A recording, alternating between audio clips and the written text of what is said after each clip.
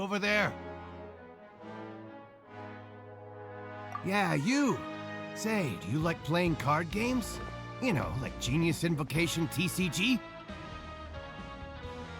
You TCG players are like mint in the wild, literally sprouting up everywhere. Hey, come on now. What's wrong with finding fellow Invocation aficionados? Anyway, care to join me for a game? All right. Nope. But why would you be looking for people to play Genius Invocation in a place like this? Don't people usually come here to fight? Whether you're throwing down cards or throwing punches, it's all a competition, isn't it? It's all the same in my eyes. There are lots of card players here in the fortress. When I saw you, I immediately thought, hey, even outsiders from other nations play cards. So I came over to say hi. Sure. Great! Since you've been here longer than us, you need to flex your seniority a little bit, right? Maybe you could start by telling us newcomers some stories about this place. I thought you would have already heard everything by now. All right, then. Did you have anything specific in mind? Or do you want me to just pick a topic? Why don't you pick? We'll let you know if we've heard it already. All right. Have you heard any strange rumors since you've arrived? Ben, did you know that there are some people who are always gossiping over in the corner? There are two guys who are always skulking around in the corners of corridors gossiping. The bigger guy is Quisto, and the skinny one is Lavaroon. People call them the Bombshell Bros. I never really found their gossip very mind-blowing. It's pretty much just the same stuff that I hear about when I'm at work every day. If you're interested, you can go talk with them. They tend to talk a lot of nonsense, but they aren't exactly bad. Good to know. Do you have anything else to tell us? Let me think. Sounds like you want to hear something a little more tantalizing. Oh, did you know that the Duke was also a convict in the fortress of Meripede before? Huh? Wait, are you serious? That's right. The Duke was an inmate just like you and me. Seems he was exiled here for committing some crime. Who knows how he ended up rising up to become the warden, though. To go from an ordinary inmate to becoming the manager of the whole place? I'm not gonna lie, I kinda respect that.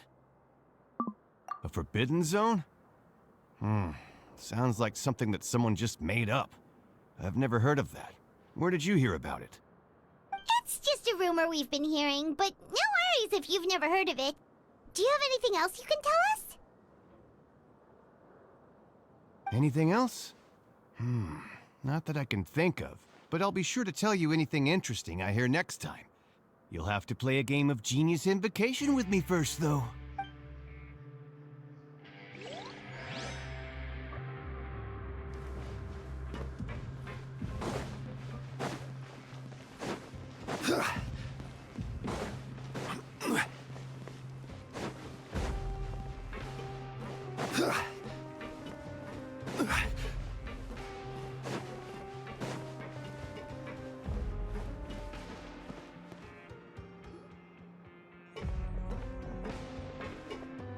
There's a group of people over there.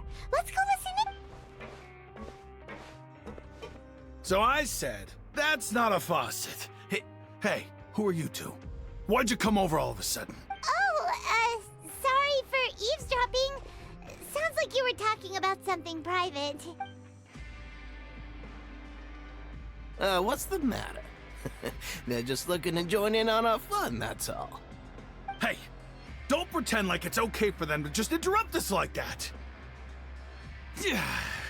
Fine.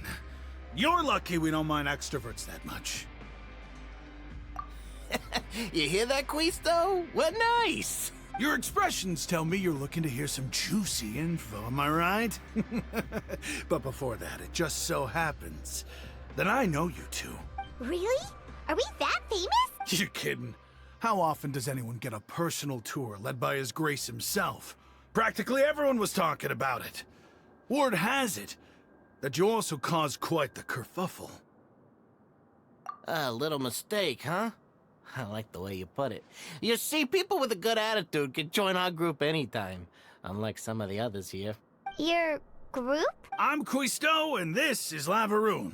People usually call us the Bombshell Bros, but don't worry. We're not playing with bombs or anything. It's just that our information is always so explosive, and we blow minds on the regular.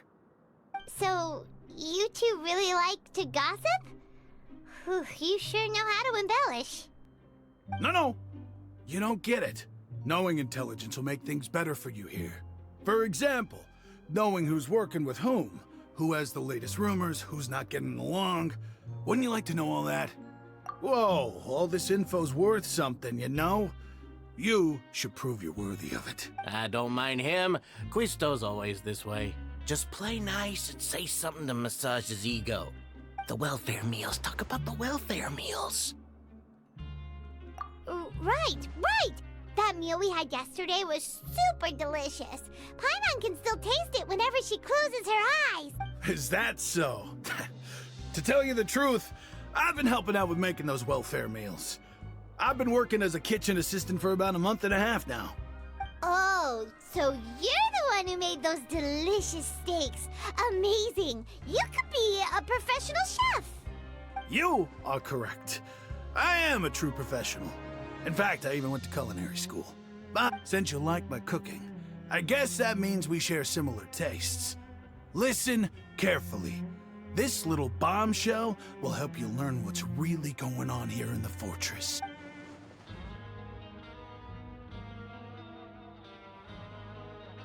Listen, kids. The power structure within the fortress is quite complicated. The overworlders couldn't care less about us down here. We're basically dogs to them. You've already met the one person here you should never cross, the Duke, Risley. He knows more than you think. And if he doesn't care about something, then he often doesn't bother dealing with it. Those who have the Duke's attention get all kinds of special perks. Even better treatment in the infirmary. I know who you mean. It's that Jurier character, right? I don't think there's anything useful about him at all. Why does he visit the infirmary practically every day? Is it normal for anyone to be going in and out of there so often?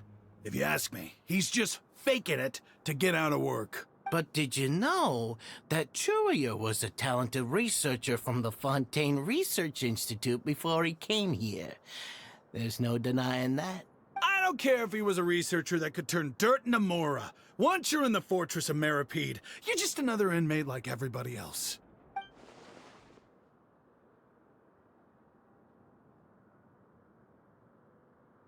Speaking of which, the last time I saw him, he was passing by in the corridor with Lorvine.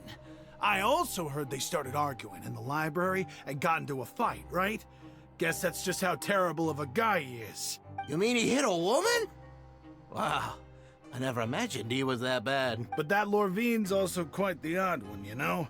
She's always gabbing away, got into a fight with a man, and she also got sent to the infirmary. Come to think of it, I always see her going to the sick bay every couple of days, too. Wait a second.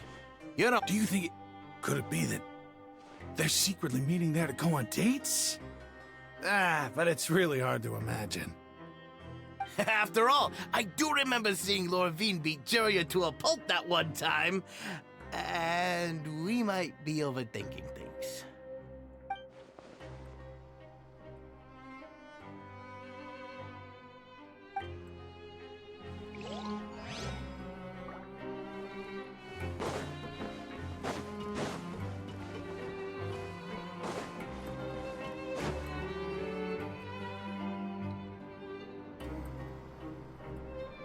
Look, there are some people talking over there. Let's listen in on the conversation.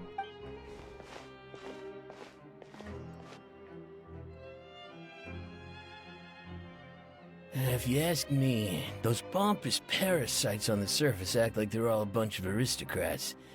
Do any of them give half a hoot about a bunch of dogs like us? Hey, speak for yourself, mate. I'm no dog. Oh, you think you're special or something? If you're here, then you're just a convict like the rest of us. I've heard that even if you're released after serving your sentence, going back to life on the surface ain't any better. Once a criminal, always a criminal. We're marked for life. I don't buy that. Hey, how cool would it be if the whole world was destroyed by a giant flood and everyone had to start over from nothing? What kind of filthy bilgewater are you spewing? I have family up there. You best shut your sewer hole with talk like that. Listen, things ain't so great on the surface, but who says that you have to leave? I've heard that you can still stay here and work even after you've served your sentence. Not bad if you ask me. Who wants to live in the ruddy overworld anyway? And what makes you think they'd want to hire someone like you? That's one of the great mysteries of the universe, how someone as useless as you is so confident.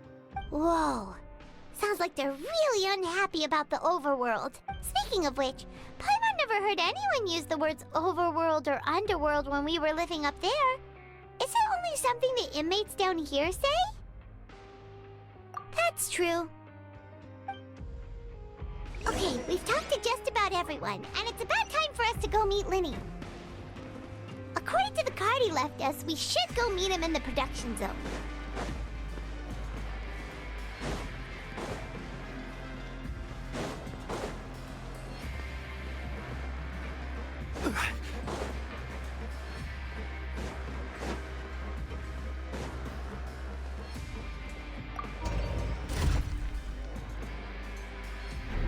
Rise!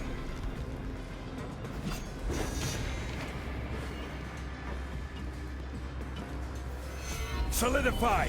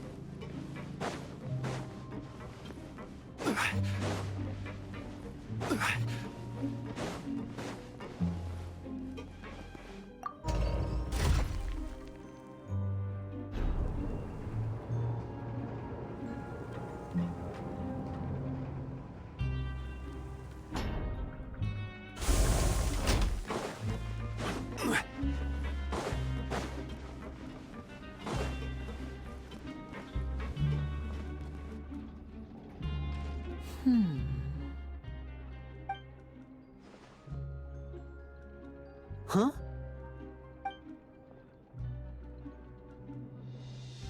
That look in your eyes. You found something? Hey, this is no time to be modest. Just tell him we found a boatload of information. Oh, as expected of the legendary duo, you have my full and undivided attention. Huh.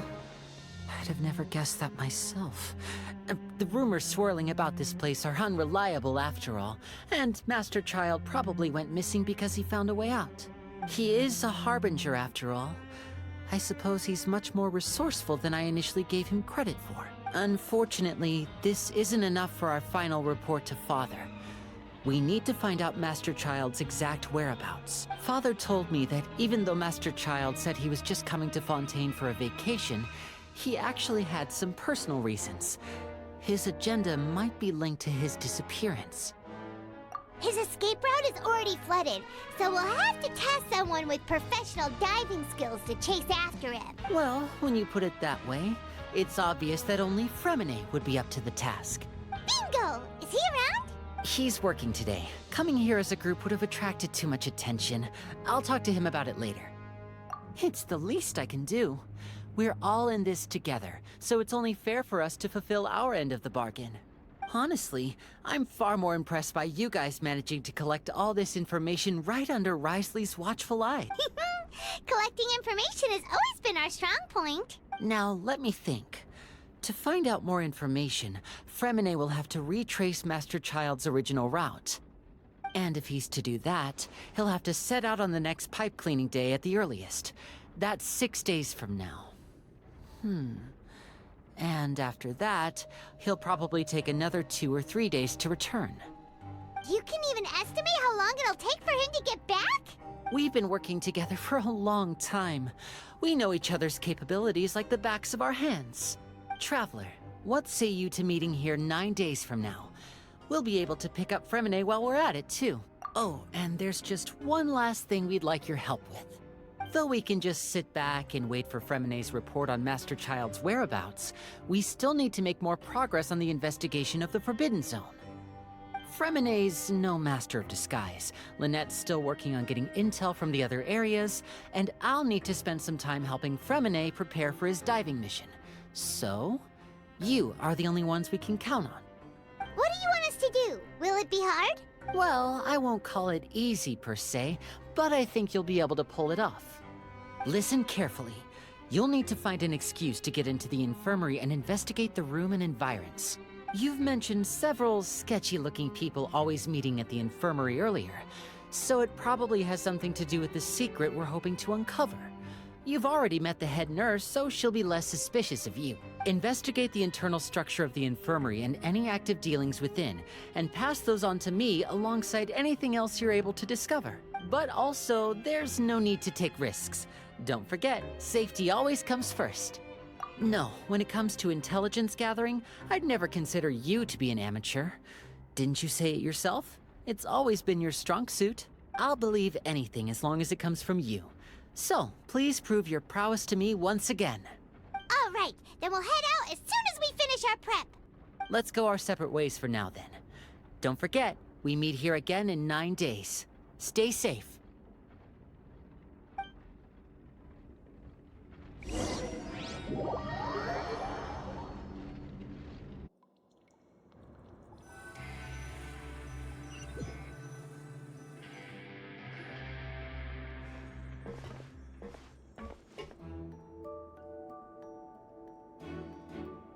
Hey, stay here for now. Paimon will take a peek.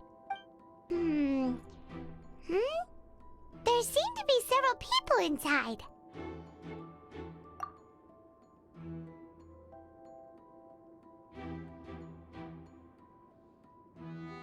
Right. I feel like It's not impossible. Oh. It's a bit hard to understand them from here, so why don't we just try to talk to them in person? Let's go as soon as you're ready.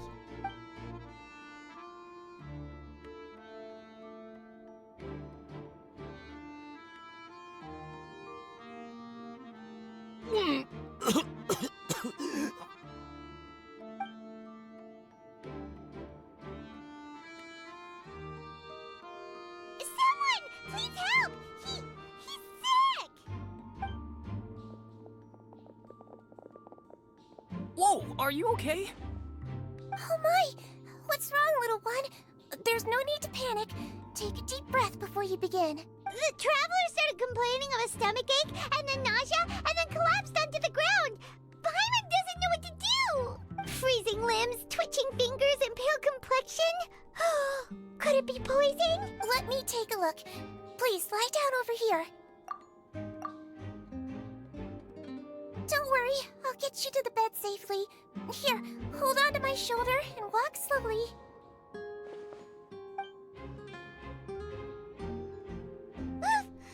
You can do it, Traveler!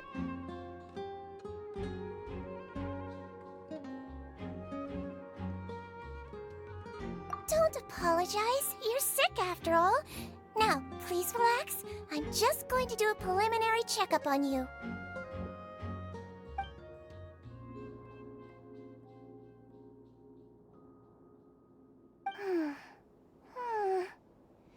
I see now. My checkup has confirmed that he's not in any mortal danger.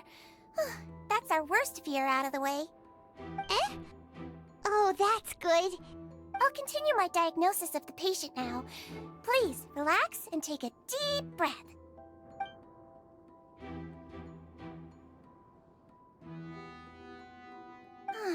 Don't sense serious damage to your organs either. Does it hurt when I press here? And here? Huh? But based on my initial checkup, there shouldn't be a problem here. How strange.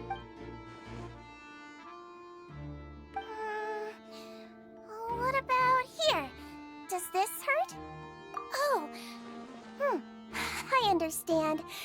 that's what it is. I think you just ate something that disagreed with you. That's all. Nothing too serious. Outside of a pretty bad stomachache when it decides to act up. So that's what it is. Thank goodness it's not anything more serious. And there have been other inmates complaining about the food recently. I'll inform our head chef, Mr. Woolsey, of this problem as soon as possible. Congratulations! The health risk is incredibly low, so you should recover within a couple days. Why don't you take a rest here while I go get some medicine for you? Miss Lorvine, I'll have to trouble you to help me look after this new patient while I'm gone. Very well. And she hopped away just like that.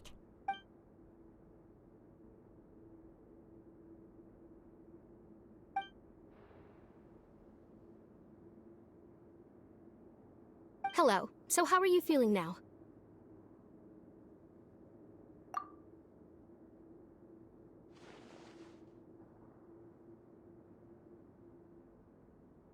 His stomach ache's really bad. He was stumbling about the whole way here, so Paimon's really worried. If Miss Sijuin says it's not a serious problem, then there's no need to worry. She's the best medic we've got down here. But it also looks like she's the only medic you've got down here. Well, that's true. What do you mean, that's true? That's really misrepresenting the situation. Of course I can't speak for the whole fortress, but it's not like everyone imprisoned here is useless, you know? Though they may have committed crimes and gotten locked up here as a result, they still know a thing or two about medicine, and they help Miss Sishuin take care of the sick and injured. Yeah, you're right. But did you have to lecture me about it in front of another patient? Aren't you a patient too? Where did all your energy come from? That's correct. Sorry, I got a bit ahead of myself. Are you two also sick? We've been sick a while. I come back every once in a while for checkups, and to pick up the medicines Miss Sijuin prescribes for us. That's just the nature of chronic illnesses. As for her, you could say she fancies herself as Miss Sijuin's capable helper because she learned a bit of medical knowledge ages ago. Please watch your mouth, Mr. Jurier. Don't forget that you are the primary reason I have frequent heart palpitations. Hey, don't start arguing now. Please, keep it civil at least.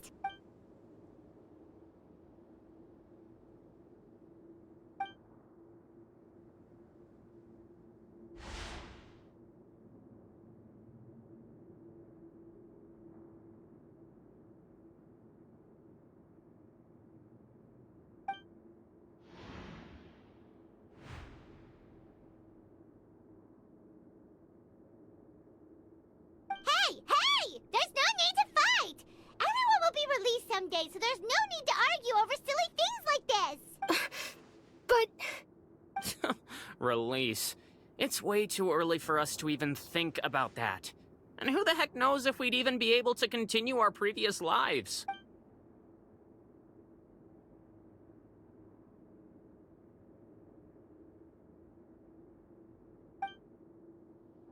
Please allow me to end this boring and useless conversation. Oh, and Mr. Jurier, I don't want to see your face here again anytime. And same to you, Miss Lorvine. Anyway, that was more than enough rest for me, so I'm going to get out of this excessively noisy place. See you later, everyone. He just slowly walked off like that? That's just what he's like. I'm sorry you had to see all of that. I'm Lorvine, and that's... Well, his name is Jurier, but I hope you'll never have cause to remember his name. You really can't stand him, huh? I mean, can you blame me? Look, who would like someone who's as arrogant and obsessed with weird research topics as he is? But there's no need to keep dwelling on him. I'll accompany you two for a while. Miss Sishuin should be back soon, and I'm sure you'll feel better as soon as you've had some of her medicine. No, it's nothing. I'm back! Did you rest like you promised? Thank you for getting our medicine, Miss Sishuin. Did you all cooperate with your bed rest? I trust that nobody got up to walk around. Good. Here, this should be 2 days' worth of medicine for you. Take one pill now, and then continue your bed rest.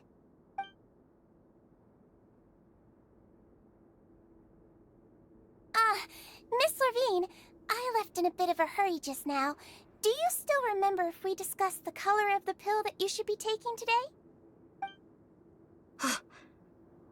I remember. You said it should be yellow. Yellow, huh? I understand. These are yours.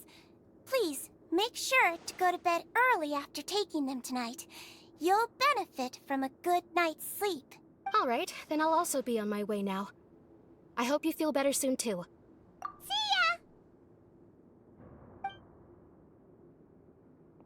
I'm going to fill out your medical record now. You're widely known as the Traveler, right? I just want to double-check a few details. Those two made quite the commotion just now, so why don't we let the Traveler rest? Paimon can answer the questions instead.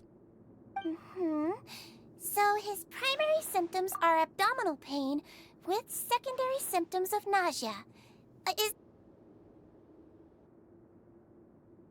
Alright then. Is there anything we should know besides to take the meds? No, his base constitution is quite good, so I'm sure he'll recover quite quickly after taking the medicine. Please, make sure to stick to bland or less stimulating foods, and don't stay up too late at night. Got it! Paimon will hold the Traveler to that for sure.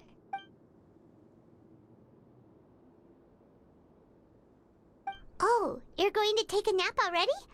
Okay then, you get some rest.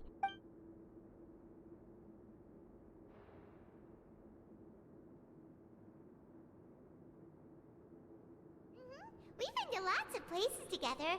He may look a bit under the weather now, but he's actually super strong. So you're the best of companions. Well, don't worry. He'll recover soon.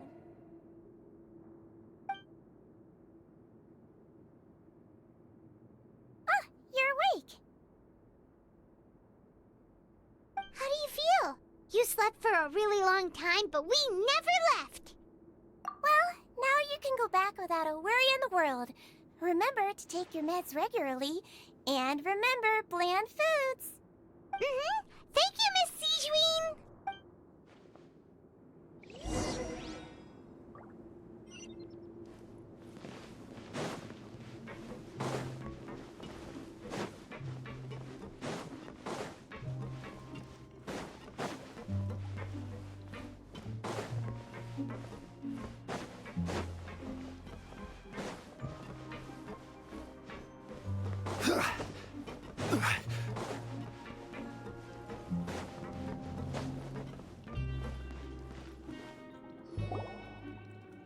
You really are something. To be able to fall asleep like that and even sleep talk the entire time, you scared Paimon half to death!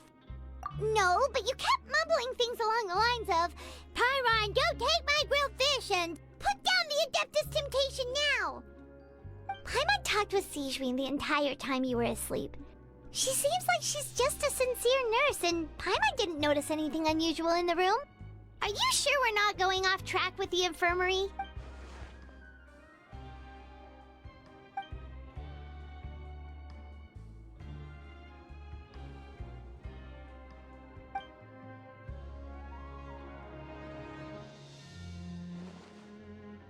Whoa! You really are super thorough! All those tiny little suspicious things that Paimon didn't even pick up on! We've gotta give the info to Linny!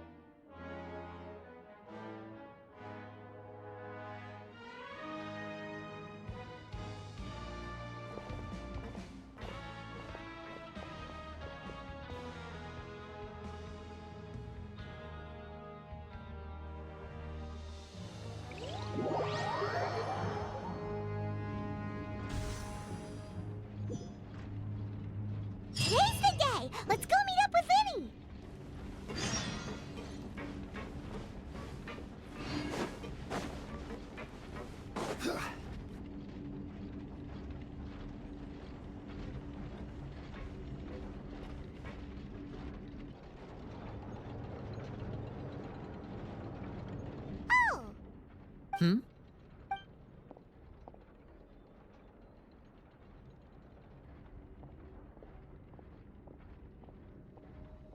Did you two run into any trouble over the past few days? No, we just worked our shifts according to the schedule. That's good. That means you didn't raise any suspicions when you infiltrated the infirmary. We've taken a look at the slip you've sent.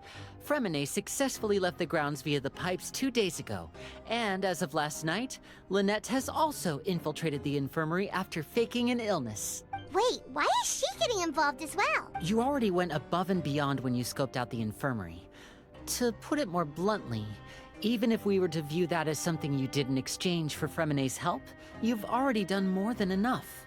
Infiltrating a guarded stronghold is a different kind of job from a one-off investigation. We want to avoid using the same faces over and over and reduce the amount of suspicion that will fall on any given person. Lynette also felt like you have already taken the first step for us, so she should be the one to finish the job. So that's what Lynette thinks. Oh, Paimon hopes everything's going well for her. Then, let's go check on Lynette before Fremine returns. If everything went well, then she should be wrapping up her investigation right about now. Is now really a good time to go? According to my observations, Sigewinne always spends around half an hour away from the infirmary right before lunch. Lynette knows this as well, so this should be a good time to meet up with her. Also, I'm her brother, remember? It's only natural for an older brother to care about his younger sister's well-being. Okay, then let's head over right away.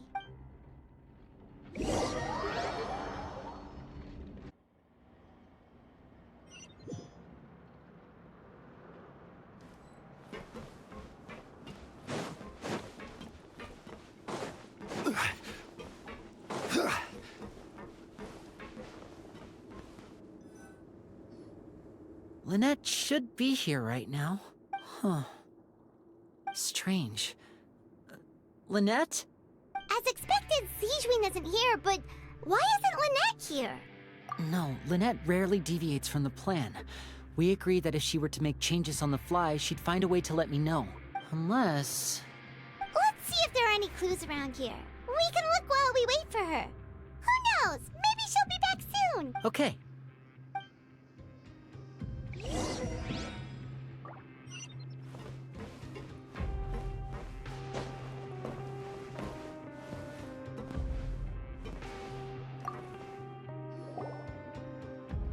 This is it! We saw it before! Wait, this thing? It doesn't look like it's been disguised that well. The space behind it is empty. From its size, I don't think it's an entrance that is meant to be taken apart. There's probably a mechanism around here somewhere. Could Lynette have tried to get inside? But if that's the case, she would have contacted me for sure. Let's look around here for some more clues. Don't panic, just take another look.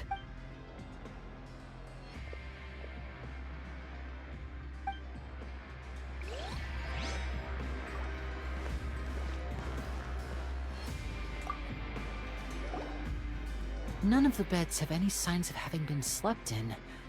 Except that one over there. That's the one Lynette must have used, right? You said she was pretending to be sick. She would have said her migraine was having a particularly bad flare-up. Generally speaking, the head nurse would then ask her to lie down and rest while she left to retrieve the medication. Which means either the head nurse didn't return the entire time from when Lynette laid down up until she left the bed, or the nurse intentionally left it this way.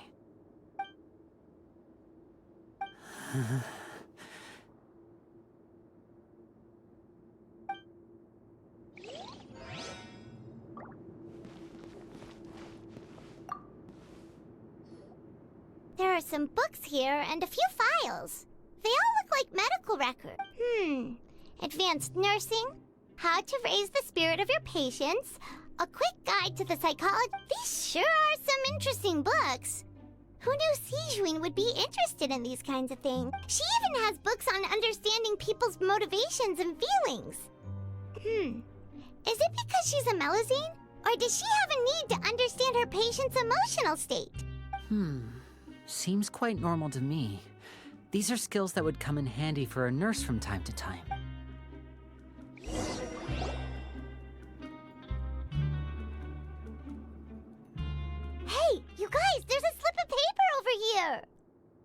slip of paper. It's right over here, and there's a bunch written on it too. It reads, "Out of respect for your usual practices, I'll use a piece of paper or card as the medium to pass on my message. You may consider this as me giving you my best regards." This is... Is that all? The back. This is... Show me! Now! That look on your face. Paimon's reading it now. Would you care to guess where Miss Lynette of the Fatui could be right now? No. Could she have... Is she already... Wriothesley. Did he deliberately leave the infirmary unguarded to use it as bait? Wait, you mean he was aware of our goals from the very beginning? But why? We didn't run into any trouble last time, and he also never reached out to us since. Yes, that is a crucial question. Wriothesley, he doesn't do anything without a clear goal or reason. So this means he had no concerns about your activities from the very beginning. You're not from the same camp as us. You were sent down here by Nervulet, so you have no conflict of interest with Wriothesley. We're a completely different story, though. I'd like to know that, too. Why did he only go after her? Don't panic. Just think everything over. I have to stay calm. This is not like what happened last time. The situation's different now.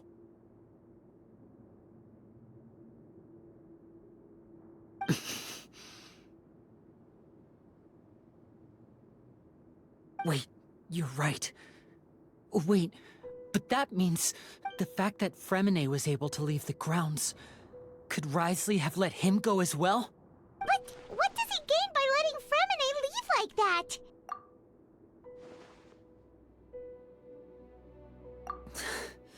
So he's challenging me and trying to provoke me, I'm sure of it. We never should have sent out Fremine.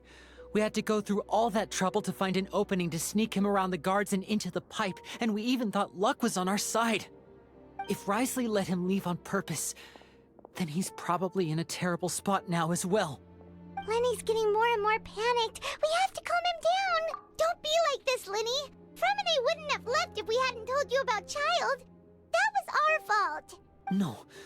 I'm the leader of this operation, and I'm the one responsible for this team. I was the one who failed to protect them. I'll go talk to Wriothesley. Hey, don't be reckless! Traveler, please... I simply cannot allow Lynette to be abducted again. I have to go. I'll find a way to get them back! He's rushed out the door! After him!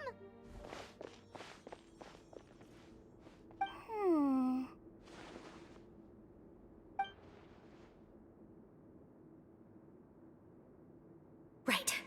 I feel like we still have some room to make changes on these details. It's not impossible, but it'll require extensive testing. Is that so? Very well. Then please be mindful of the time. Huh? Is someone? Pack everything up. Whoever's outside is eavesdropping. They'll probably come in once we stop talking. Someone! Please help! Whoa, are you okay? What a delightful... Oh my! What's wrong, little... Being able to read human expressions is quite the useful skill. Wait! Wait! It's no use. We have to catch up to him.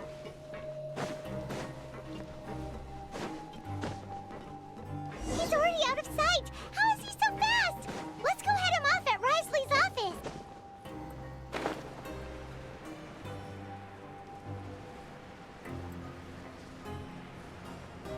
Chad?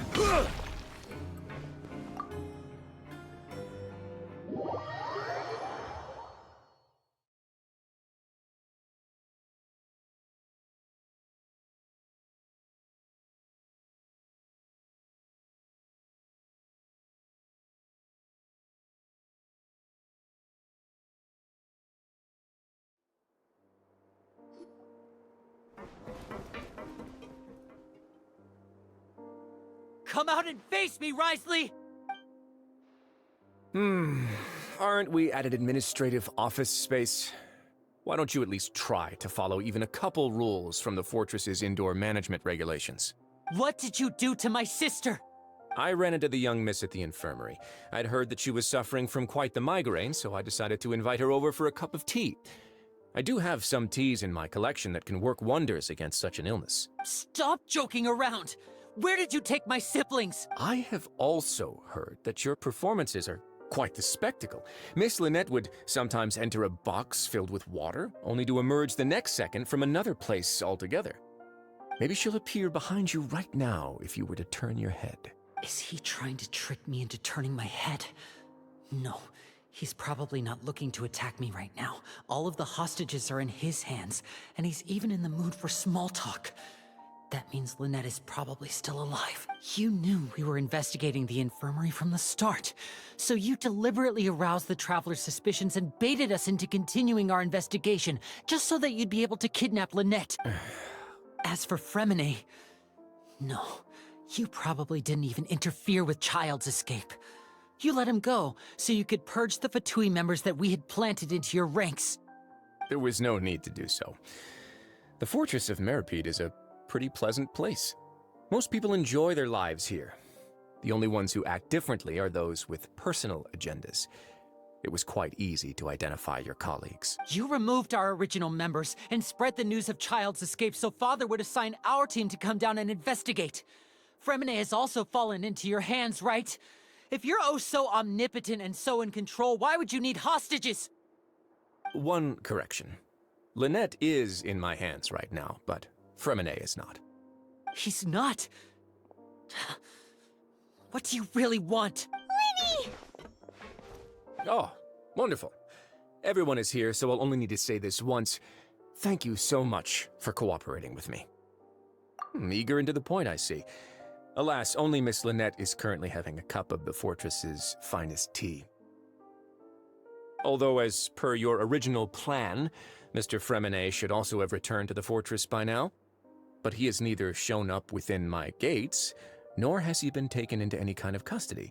So where do you think he may be right now?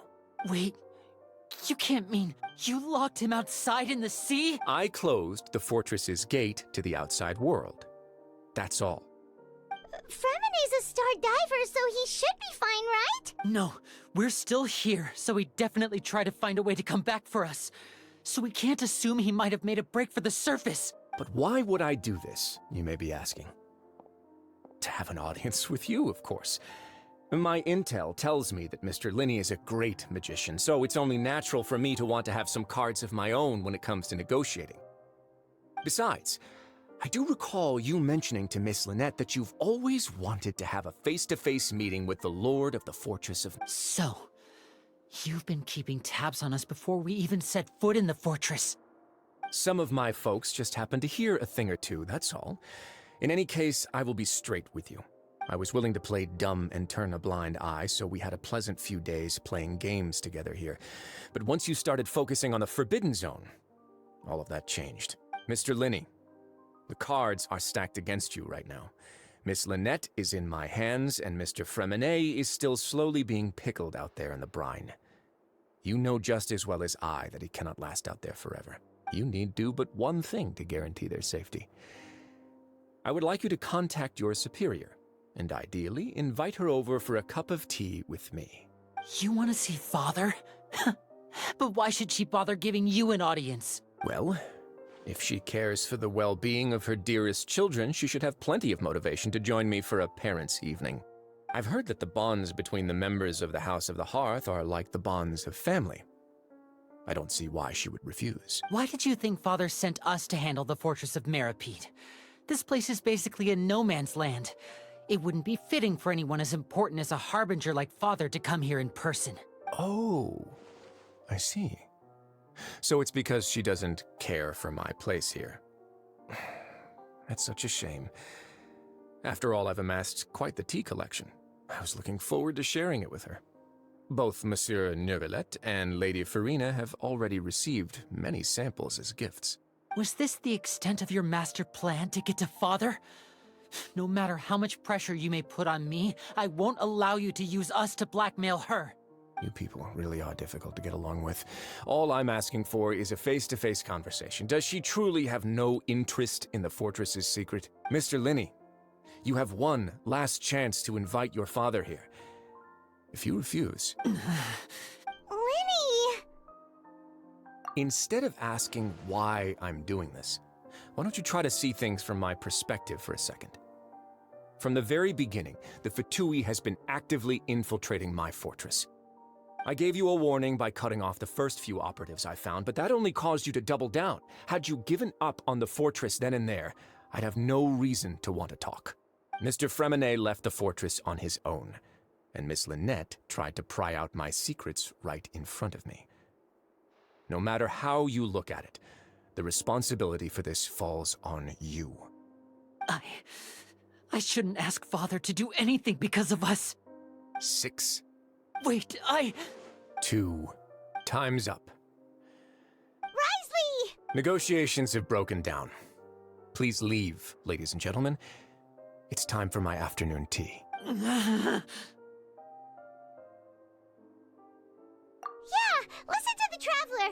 If you can't talk to Linny, can you at least talk to us? You do realize that I'm only letting you go because of Neuvillette, yes? You're here helping him out, and I've already done my best to stay out of your way. But that doesn't mean you can just do whatever you want. The fortress may be small and remote, but it still has its own set of laws. Then how about this? Those who are capable deserve respect. You've spent quite some time investigating my home turf by now, so why don't you tell me a thing or two about what you found? I'll ask you 3 questions. Answer all of them correctly, and I'll agree to your request. Question 1. Regarding the hidden rules of the production zone, what is the truth behind the one about not being allowed to work for 3 days in a row?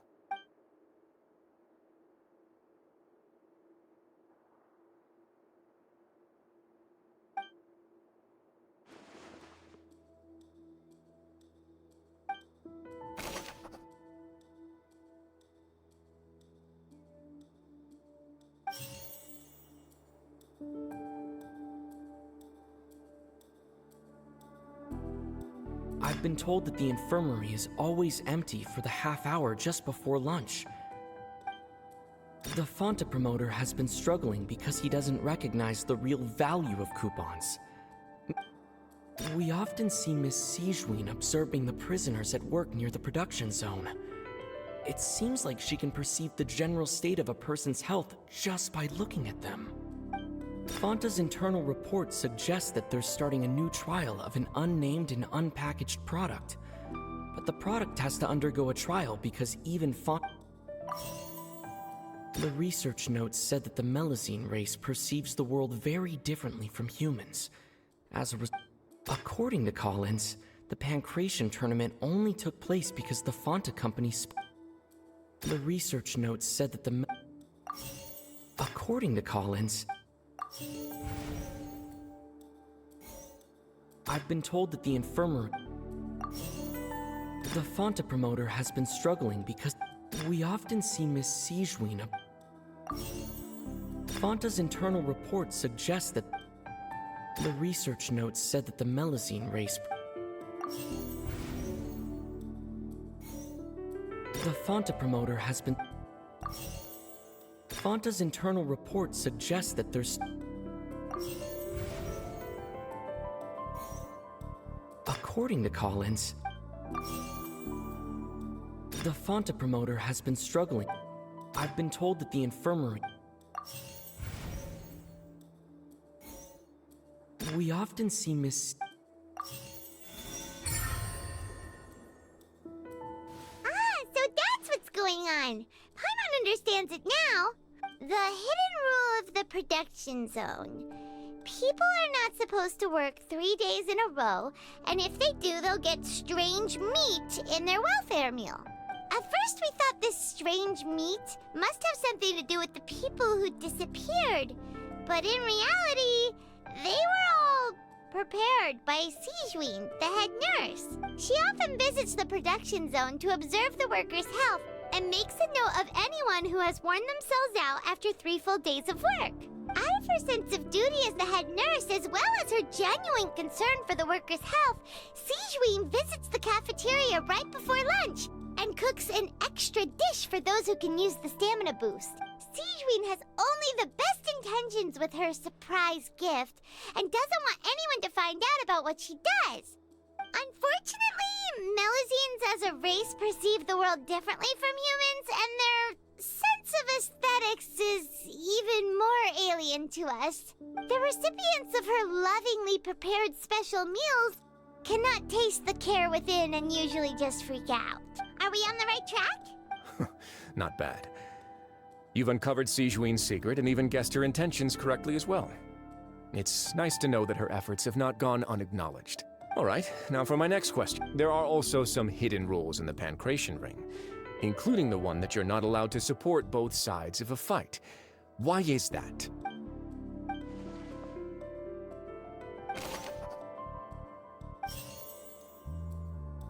The research notes said that the Melusine race, according to Collins, the Pancration tournament only... The Fonta promoter has been struggling because we often see Miss Sigewinne observing the... Fonta's internal report suggests that... I've been told that the We often see Miss... The Fonta promoter has been The research notes said... The Fonta promoter has been... Fonta's internal report suggests...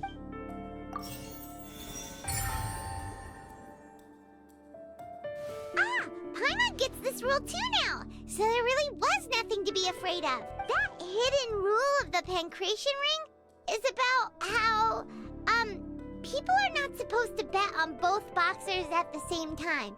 And if they do, they'll receive a package containing a strange, blood-colored liquid. People get scared when they see it because they've subconsciously begun to associate it with the missing boxer. But really, it's just a bottle of the latest yet-to-be-named and packaged new Fonta trial product. A blood-red drink.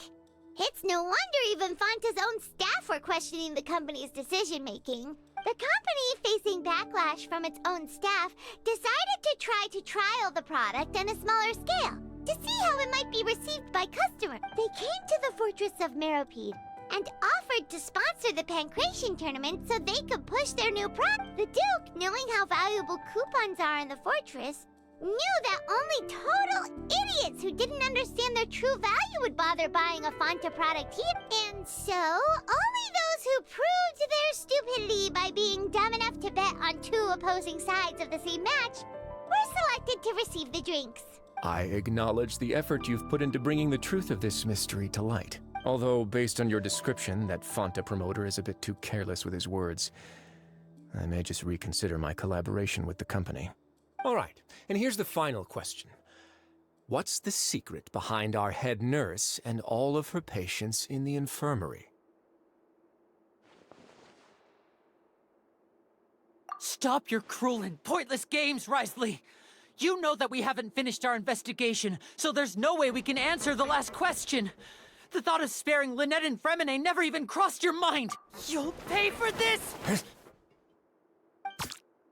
Ah! Lenny, are you alright? Oh, close one.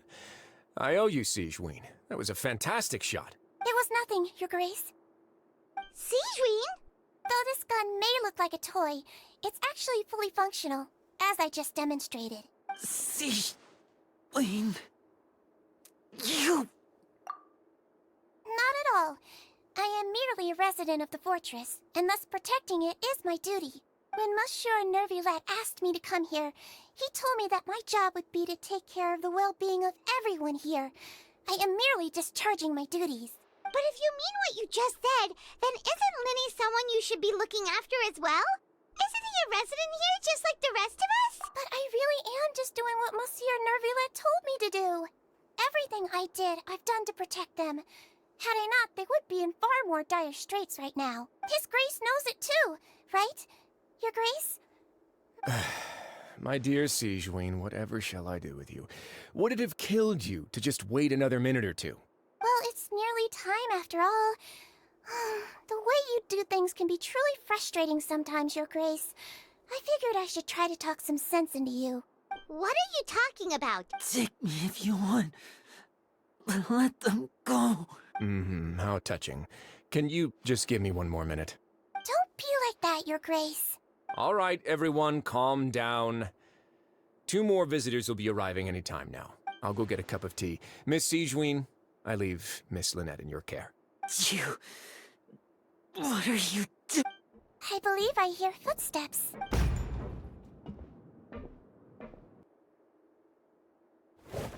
Some space, please. Ah, Miss Clorinde. My door.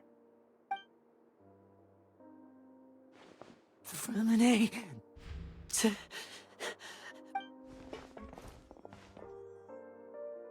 going on? What is Clorinde doing here? Work. I'm sorry about shooting you, Mr. Linney. The tranquilizing effect will begin to wear off soon. Please take it easy in the meantime, though. What happened to Freminet? Wasn't he diving just outside of the fortress? Why is he looking like...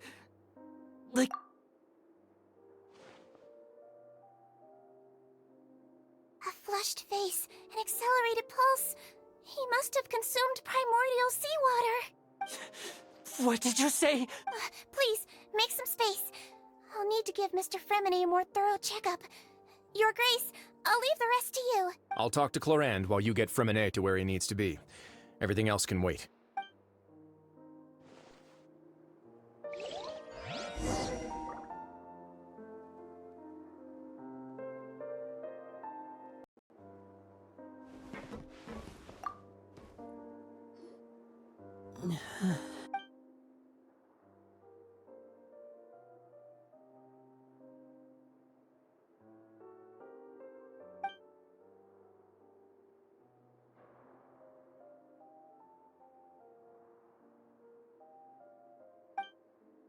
How is he?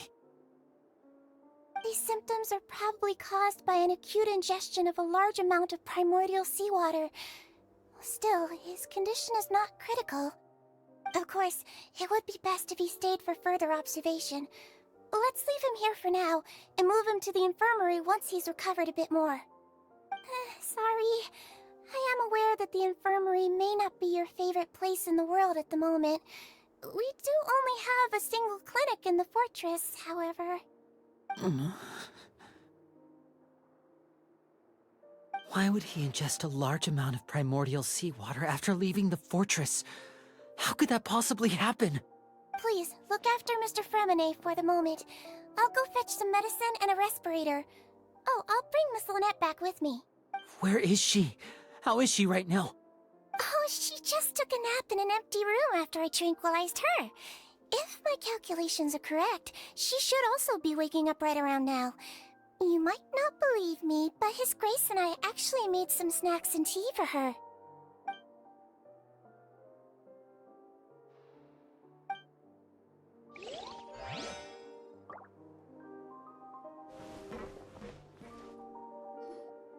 What's that look on your face? I thought I made good time on the way back. Oh, I'm just admiring your punctuality. Had you arrived just a few minutes later, Sigewinne may have been forced to shoot Mr. Linney again. How's the situation out there? The water has changed. It's pretty much as expected. The concentration of primordial seawater has increased significantly. I was only out there a short time, so it wasn't too bad. But if one were to stay for any significant amount of time... well, you can see how that boy's doing. Where was he when you found him? The abandoned zone at the end of the pipes. A good distance into the water. Closer than I thought. He must have recognized it early on and tried desperately to swim back. Locking the door was necessary. I don't think we could have saved two. Well, I did try to convince him that I had my reasons. Never seems to work, though. It would probably work on Neuvillette. He has a knack for picking out who had good intentions, even when the outcomes were all terrible.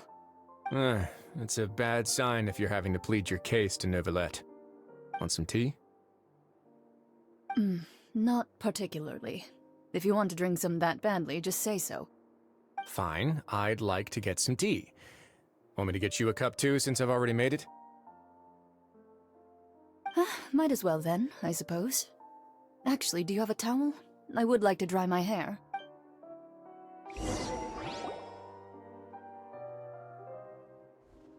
Linny, are you okay? I'll be fine. They're all here now. Don't worry about me. Are you sure? You don't look all right. My hands and feet are still a bit weak, but that's probably just the residual effects of the tranquilizer shot. I'm back, everyone. Lenny! Oh, Traveler, Paimon, you're here too. Freminet? He'll be fine. But for now, please help me lift him up.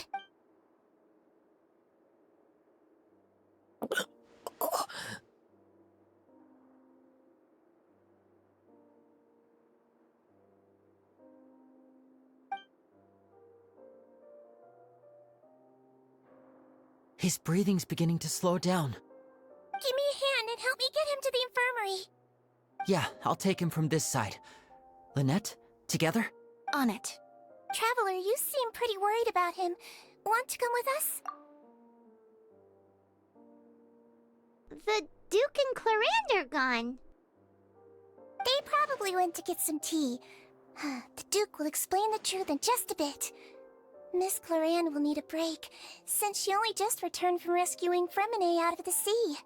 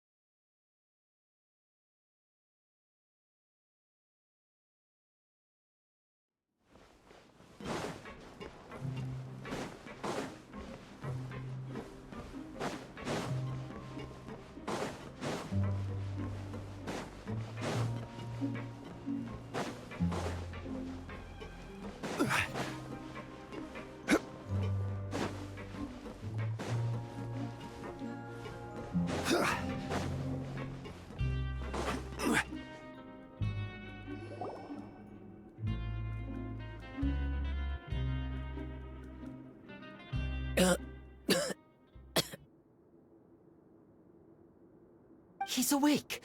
Freminet, how do you feel? We're all here. Where am I? The infirmary, at the Fortress of Meripede, Mr. Freminet. And you are no longer in any danger. How do you feel? Don't push yourself if you're not feeling up to it. Traveler, Paimon, it's been so long. The sea! There's something wrong with the seawater. Shh, it's okay. We can talk about it after you've recovered. No, listen to me. This is really serious. There's primordial seawater mixed into the regular seawater. I don't know why it's there, but no one should touch it. Pipes. Right, the pipes. It's all coming back to me now.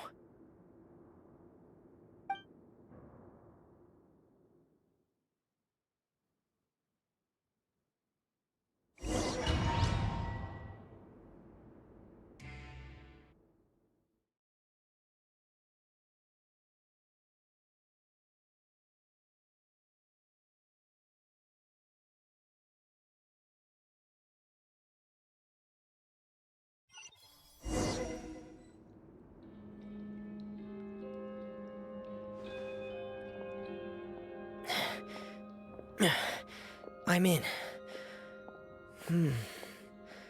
Seems like this pipe hasn't been used in a long time. It looks abandoned.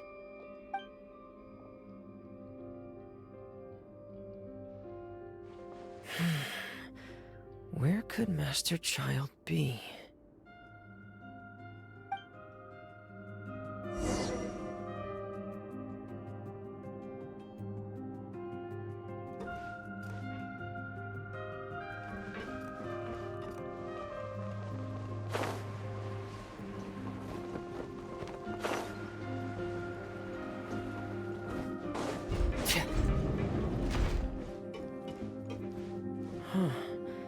This mechanism looks like it's been tampered with. Could he have done it?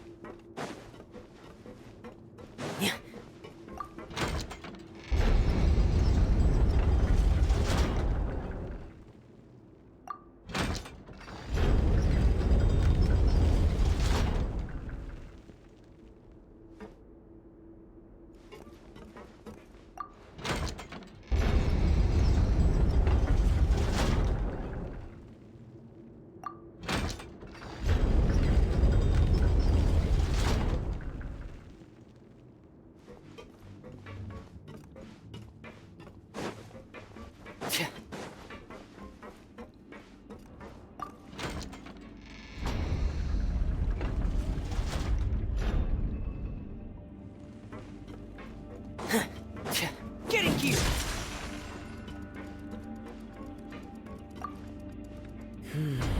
It's getting stuck on something. Seems like I'll have to avoid those obstacles while I turn it.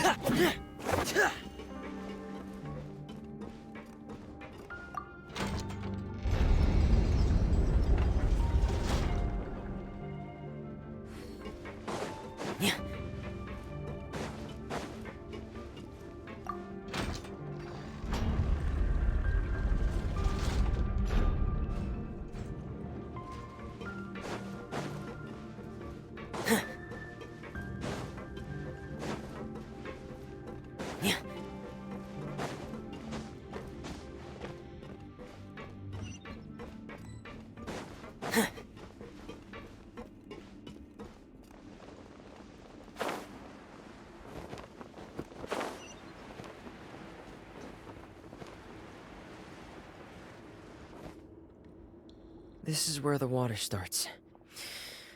Okay. Master Child probably dived into the water. I'll go take a look as well.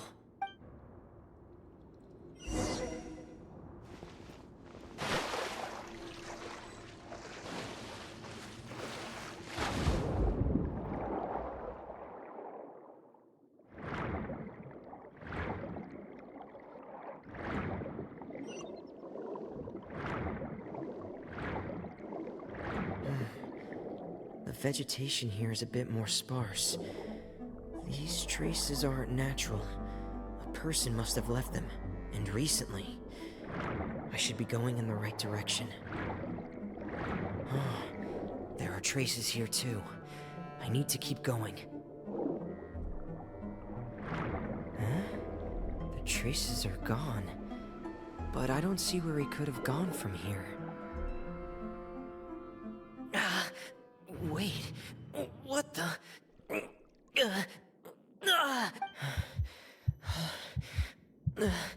My heart is racing, and it's getting harder and harder to breathe. What's going on?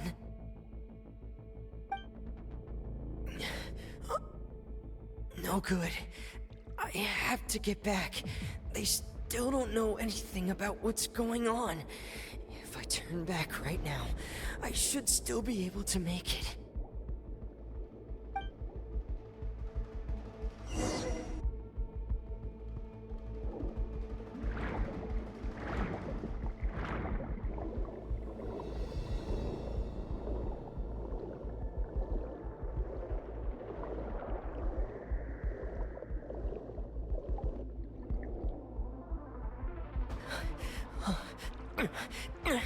I can't die here. This is bad.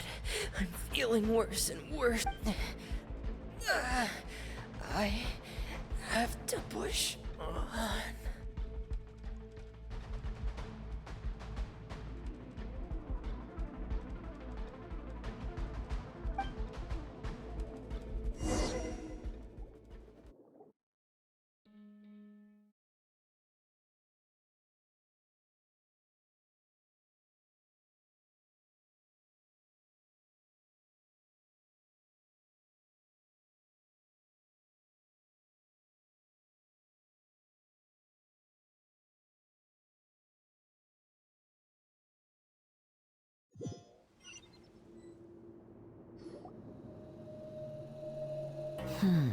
So, in other words, the trail you were following vanished, and you had no idea where Master Child could have gone. But there was also no obvious place for him to have disappeared to. That's right. I tried my best to swim back, but I had already put some distance between myself and the fortress, and I just couldn't find the strength to keep going. I probably passed out some time after that, and you know the rest. Miss Clarande brought you back, but we also don't know why she just suddenly appeared at the fortress, or why she went out to save you. Miss Clarande, you say? I must go thank her in person. You're still too weak for Monet. You can go after you've had some more rest. Miss Lynette is right. I believe Miss Clarande will stay here as a guest for another few days, so there's no need to hurry. A guest? Then I can assume Risley was the one who invited her to come down here? You should ask His Grace about that. He'll be able to explain better than me. Yeah, it's about time he actually told us what's going on. Wanna come with us, Linny? No, please go on without me. I don't want to leave just yet. Linny. The logical part of my brain is aware that we're safe right now, but I still can't bring myself to leave. Both of you are just in danger. Understood. Then let's just sit together for a while. In that case, I'll leave the infirmary to you. The Traveler and I are going to head out for now. As long as you stay in here, I don't think you'll be disturbed. Thank you.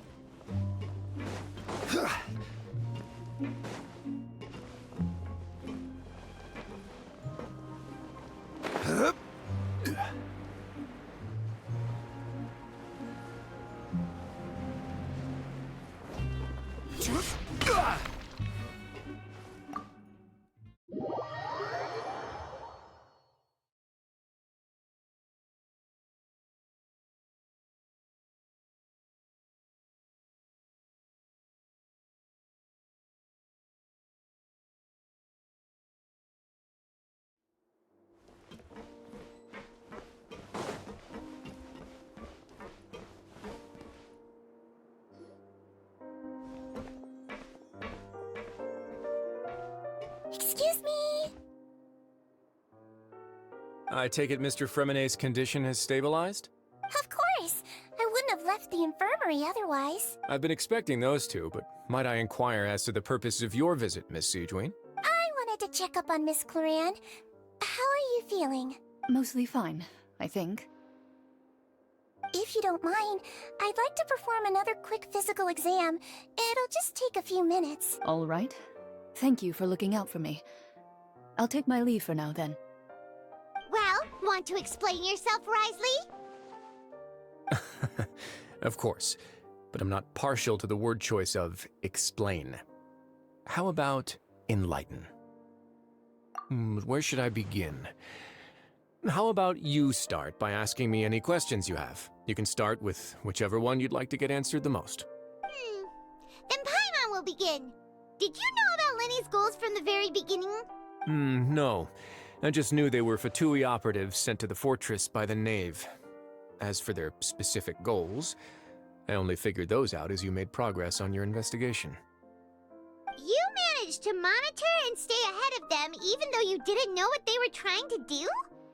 They came here with ulterior motives. I'm quite adept at discerning what that kind of behavior signals. Initially, I thought their goal was just to investigate Child's disappearance. Linny suggested that I had deliberately let him escape, but in truth, I didn't really do anything special to help or hinder him while he was here. Everything he did, from finding helpers to leaving this place, he did on his own. Of course, it's inevitable that the Knave would make a big deal out of her fellow Harbinger's unexplained disappearance. I'm also quite curious about where that Harbinger went, so I figured I might as well let the Fatui do their own investigative work. All I care about is the answer. So you were hoping Lenny's group would just do your work for you! You make it sound like that's a bad thing. Unfortunately, things didn't go as planned. I assume that Fremine has told you already, the ratio of primordial seawater around the fortress of Meripede is on the rise. The Forbidden Zone has always been Linny's target, and you got roped into that investigation after running into him. I began to intervene out of concern for your safety, and also to prevent the fortress from becoming entangled in more irksome matters. Are the rumors true? That you're also a former criminal? Why would you put it like that? Isn't staying here all day and serving as the manager of the fortress a kind of sentence unto itself? Another form of prison? I just happen to have some support from the rest of the inmates, that's all. Oh, right! Paimon wanted to ask, who invited Cloran down here? Me, of course. I paid her good mora to come down to the fortress for some field work. As a champion duelist, Miss Cloran could be considered to be an independent party.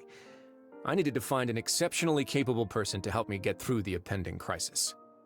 And saving Fremine was part of that crisis? You can think of it like that, yes.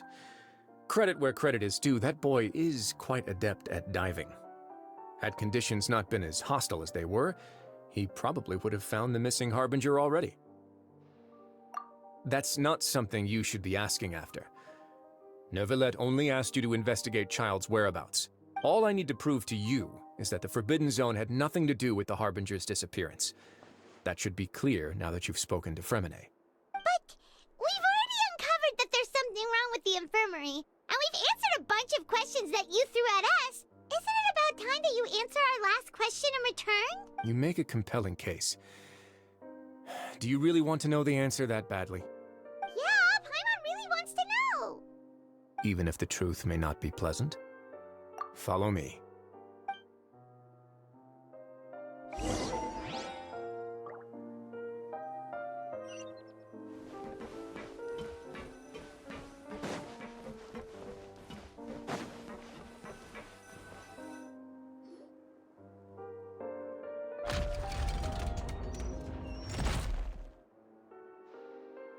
There's a hidden door here? And a whole basement behind it? Huh. You're pretty good at hiding stuff, Risley. It seems you've forgotten just what kind of place the Fortress of Meripede is.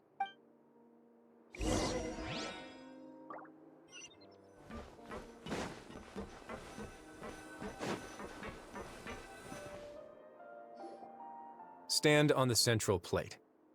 Wait, is there a secret mechanism or... Whoa!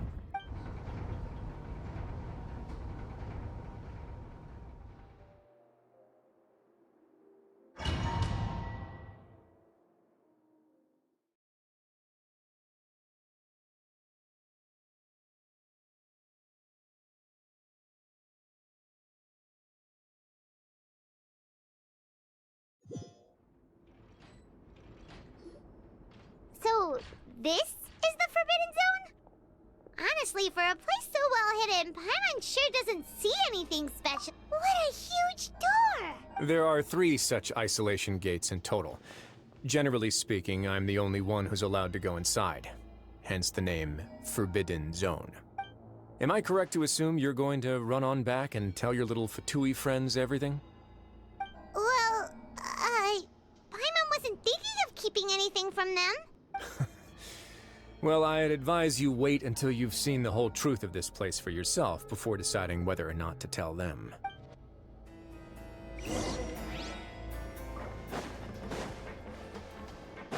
Huh.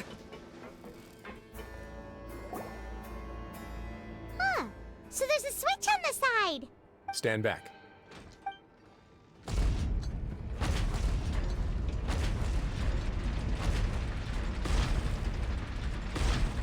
Whoa! They all just went up one by one. Go on, have a look.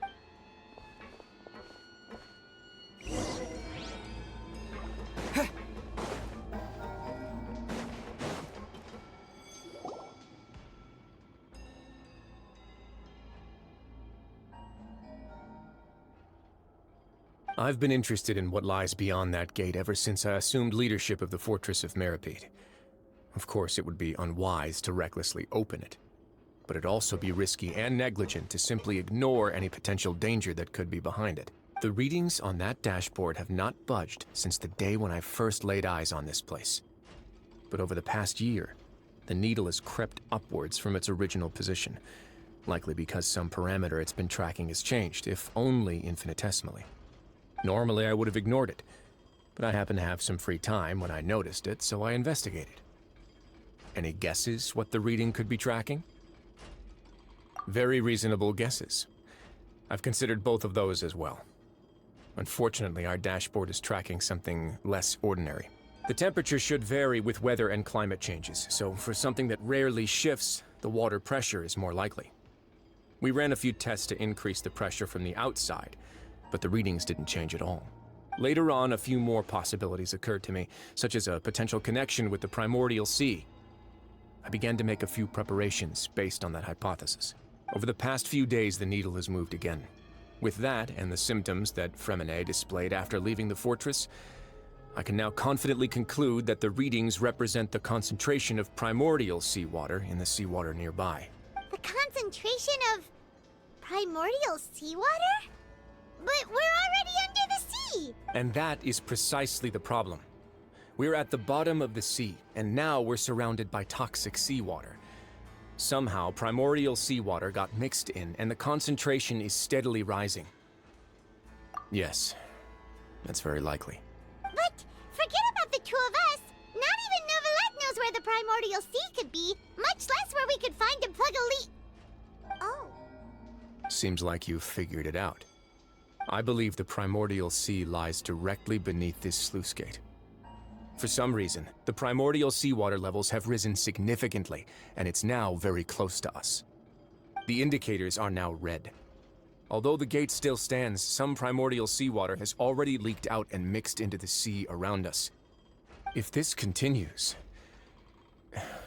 soon it will no longer be able to hold back the primordial sea at all. Yeah, you know what the legends say. If this place falls, then everyone in Fontaine will be turned into puddles in the span of a night. But that's just too weird! Why would the Fortress of Meripede be built right above a sluice gate for the primordial sea? Who built this place anyway? Your expression tells me you think this might be part of a vast, complicated conspiracy. To be honest, you might find the actual answer may be exceedingly boring. It's just that the secret of the Forbidden Zone had been long forgotten by the nation before I rediscovered it with my research. There's no single founder of the Fortress of Meripede in any traditional sense. What we know about its history has been left to us by the people who used to live here. When the previous Hydro Archon Egeria ruled the land, all convicted criminals from Fontaine were exiled. The people drove the criminals away like a wolf pack chasing away the banished. The criminals received no sympathy of any kind from the people. They were exiled to the desolate seaside, where they experienced only pain, struggle, and the bone-chilling cold. Some of them began to repent, and prayed to the Hydro Archon, asking if there was still anything they could do. the Hydro Archon took pity on them and said, "You may go guard my secret, deep underneath the waves." And so, leaning on the power of the Hydro Archon, they gathered underneath the sea and began to build a fortress.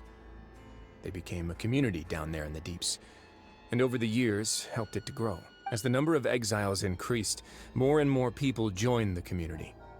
When the first group of exiles died, they left the yet unfinished fortress to their successors. The Hydro Archon continued to lend her support, allowing the fortress and what it stood for to continue growing ever larger.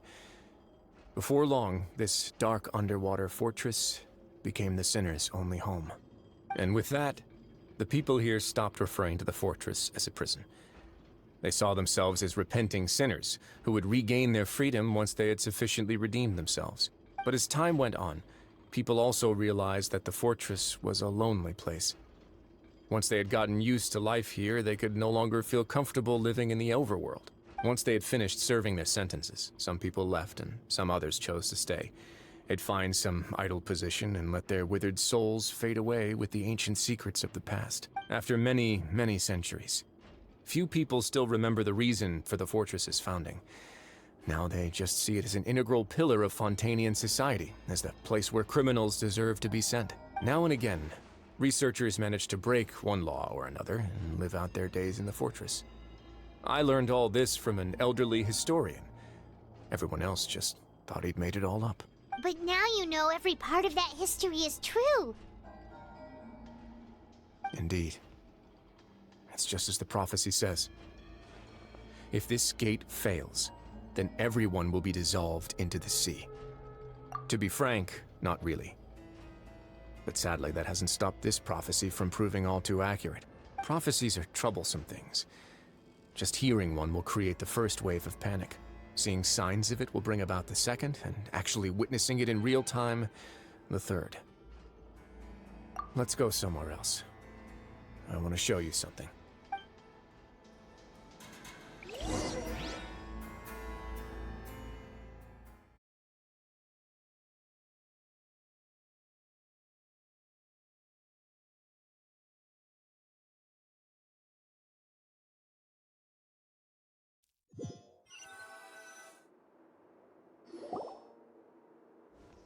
This is it.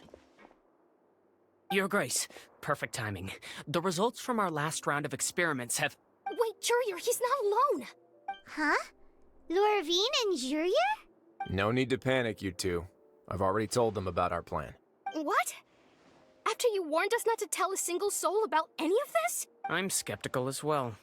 Are you sure they are trustworthy? The results speak for themselves, don't they? These two may already know more than you could ever imagine.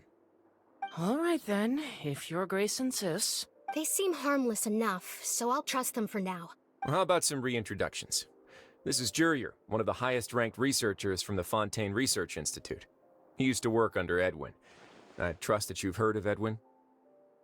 Good. Saves me a bit of time explaining.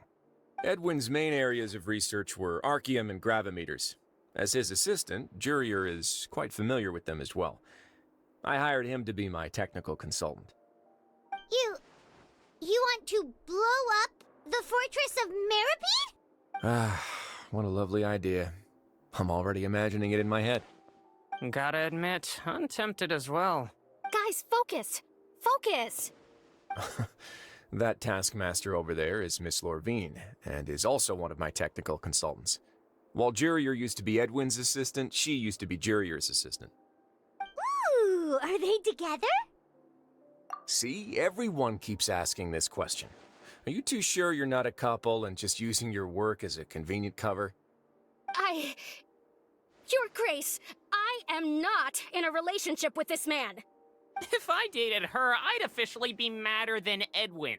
Jeez, forget I said anything then. Follow me.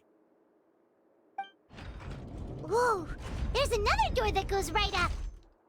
Your constant amazement makes it seem like the fortress can do anything. But Paimon really thinks everything's super cool.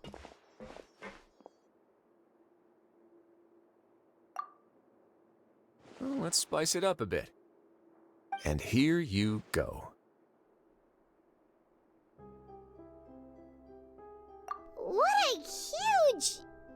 ship? This is also a production zone that Paimon's never seen before. What's going on? How much do you know about Fontanian history? Not much at all. Well, then maybe you haven't heard the story of ancient Lemuria. To give you a quick rundown, Fontaine used to be ruled by the Lemurian dynasty. According to legend, the Lemurian king Remus came to this land after being inspired by divine revelation and found the seer Sibila, who had taken on the form of a golden bee. Taking the golden bee with him and riding on a huge ship, the Fortuna, he created his nation above the surging waves. He called his nation Lemuria and used the Fortuna to incessantly search for new tribes and islands, calling on them to join his empire. There's a ship in this story too? Where there's water, there'll be ships. People believe that hope can always be found at the end of a voyage. Do you believe that too? To a point, I think. As you've already seen, I have a whole factory's worth of labor, materials, and technology at my disposal. Certainly can't hurt to give it a try. So the moment I began to speculate that the primordial sea might lie underneath the gate, I also began this project. Were you inspired by the legendary Fortuna? Maybe. Fontanians need something to hold on to cope with the impending disaster. Were the workers to find out the truth behind this ship, riots would destroy the fortress faster than any catastrophe. As the fortress's administrator, I'd never make such a reckless call. All right, that's enough talking for now. I'll need another 3 cups of tea to soothe my throat. Do you have any other questions? Seems like you're good. Come on, I'll take you back.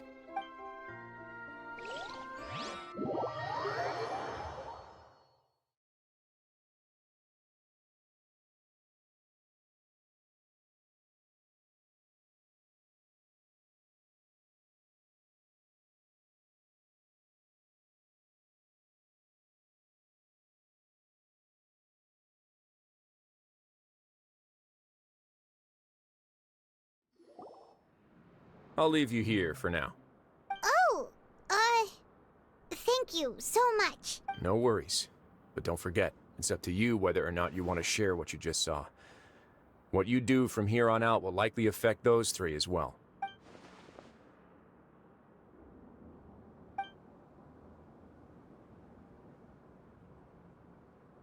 Yeah, we'll put a lot of thought into it for sure.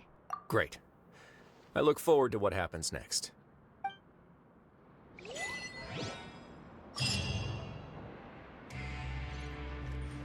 We're way behind schedule.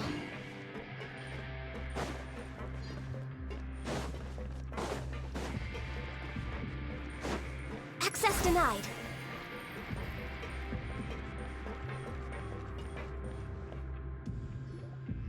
We're back! Welcome back. Do you want a cup of tea? How can you be so much like Risley, always drinking tea? Huh. Actually, now that you mention it, I just remembered something now. While I was sedated, I could still barely hear 2 people talking next to me. They were discussing everything, from the leaves to the water and even the teacups themselves. Must have been Risley and Sigewinne. Yeah, I heard 1 male voice and 1 female, so it should have been the 2 of them. They really were just talking about brewing tea. I really can't make sense of this place. So, Traveler, Paimon, were you able to learn anything from Risley? Yeah, he explained everything. Very well. Then, would you mind checking your answers against my speculations? Yeah, I took the time to rest, so I'm feeling a lot more relaxed now. Nobody else is around, and Miss Sigewinne is also busy with something or other. So let's just talk here. All right, then I'll posit my theories. I asked myself 3 questions. Firstly, why was Fremine affected by the primordial seawater? It was because he dove into the sea. My theory is, the long-lost primordial sea is probably very close to the fortress of Mirapede. Whoa, he's good. He got that right on the first try. That's our Lenny. Secondly, Risley's attitude changed dramatically during the course of our stay here. He ignored us completely at first, then suddenly roadblocked us. Why? I spent quite a long time thinking about this. If he has been monitoring the Fatui since the very beginning, he probably ignored us at first because he was hoping we could find Master Child for him. What's more, the Fortress of Meropide is not part of Fontaine's court system, nor does it report to Udex Nervulet. Wriothesley is basically the king of a no-man's land. As long as the fortress doesn't do anything about Master Child's disappearance, Father can use it to pressure the Fontaine authorities. And while the two factions are pitted against each other, Wriothesley will be free to move between the parties of interest. If I had to guess, he probably has something that he's working on himself. It's likely related to the secret of the infirmary, but I just can't think of what it could be. You're super smart! Thanks so much. Then finally, there's the last question. If Wriothesley does have a plan, what could it be? All I know for now is that his plan probably has something to do with the changing nature of the seawater. He's even gotten Cloran to help him out. That can't be the full extent of what he's doing. There's probably a secret passageway behind the block in the infirmary, and there's something big in the fortress that most people here never get to see. He has a bargaining chip, and it could be important enough for Father to deal with him directly. I don't have enough information, so I have no idea what his chip might be. But let me guess. You have the last piece of the puzzle.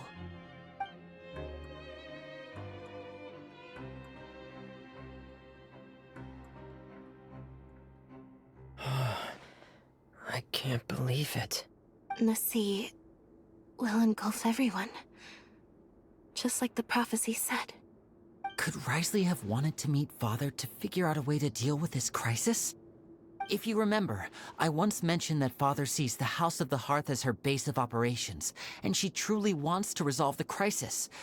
But how could Wriothesley have known that? Or perhaps he didn't know, and just wanted to bring Father over to his side? Which could be why he said he just wanted to negotiate. Yeah, that makes sense to me. I understand your concerns as well, Traveler. I'll figure out a way to pass this on to our father. No matter what, we're on your side. The two of you have already aided us far too much. We probably wouldn't be standing here right now if not for you. If you ever need anything else going forward, please come to the House of the Hearth at any time. Though you may not share the sentiment, after all that we've gone through together, the three of us basically see you as family now. You have my gratitude. Thank you for protecting Linny when it really mattered. And thank you for sharing the secrets of the fortress with us. We didn't think you were going to do it. Why are you being so formal all of a sudden?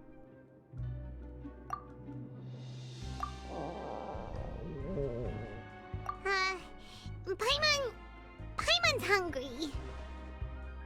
Oh, you've done so much already. Go get some food. Alright, then we'll catch you guys another time.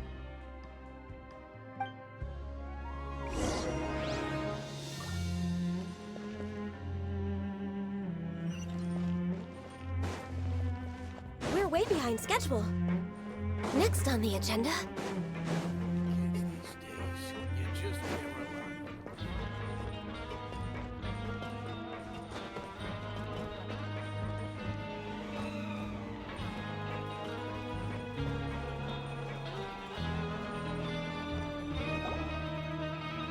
It's time for dinner. Welfare meals now being served in the coupon cafeteria. Come on, let's go pick up ours as well. Traveler and Paimon, over here. Are you here for dinner too, Miss Siegewein? And I'm taking the opportunity to prepare Miss Cloran's dinner as well. Huh. You're right. She's actually sitting in the fortress cafeteria. What would you like to eat? Yep, you can. I've already talked to our chef, Mr. Woolsey. It's all on me today, so you can get whatever you'd like.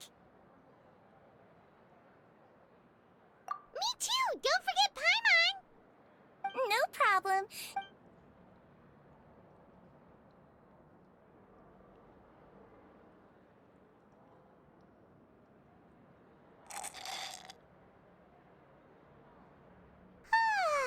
So delicious. Paimon's so happy. Paimon wants to feast like this every day. Feeling full yet? how's the food? Delicious! I'm so glad to see you all so happy. Oh, see, the expression on your face just now? The muscle here just moved, which suggests that you're feeling quite relaxed at the moment. Sigewinne, do you do this to help your patients or to better understand human beings? A bit of both, I suppose. I'm a Melazine, which means I'm very different from human beings. I must know what you're thinking if I want to take good care of you. You're really good at taking care of people. Even though you're so short, you still talk and act like an older sister. Really? You're reminded of an older sister? That's great to hear. Oh, and what did you mean back in Risley's office? When you said that you were protecting Linny and his siblings as well? Oh, that. I just asked His Grace to look out for those children, especially that diver boy. I was getting a bit worried after hearing that something was wrong with the water. Thankfully, Glorand is very strong and managed to save him in the nick of time. His Grace also sealed the pipes after Glorand left, to make sure that Linny wouldn't impulsively chase after his brother. Although the path was blocked, we still stationed some guards there to stop anyone from approaching. They were instructed to only open the door once Miss Glorand had returned. Oh, and I was keeping an eye on Mr. Linny as well. We had to press him, but we couldn't allow him to be in any real danger. You were all super considerate and really thought everything through. It's just what we do down here at the fortress. At least this has been His Grace's style for as long as he's been the leader. Oh, I really wish Monsieur Nervula would come down here more often too. I feel like he'd like it here, with all the darkness and chaos. Get a good night's rest, you two. You've both worked very hard.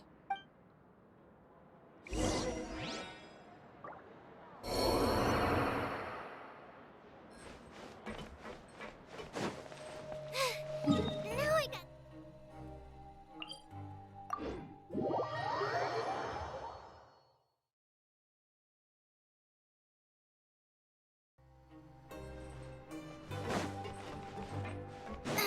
Race you!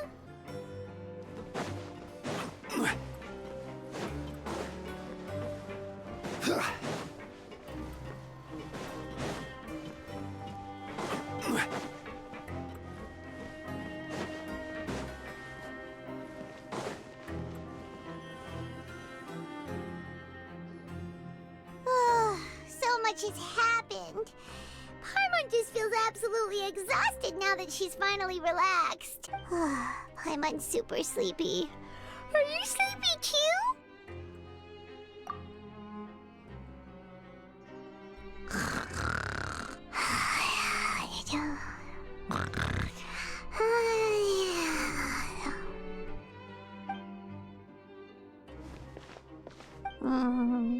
Delicious. Paimon wants seconds for free.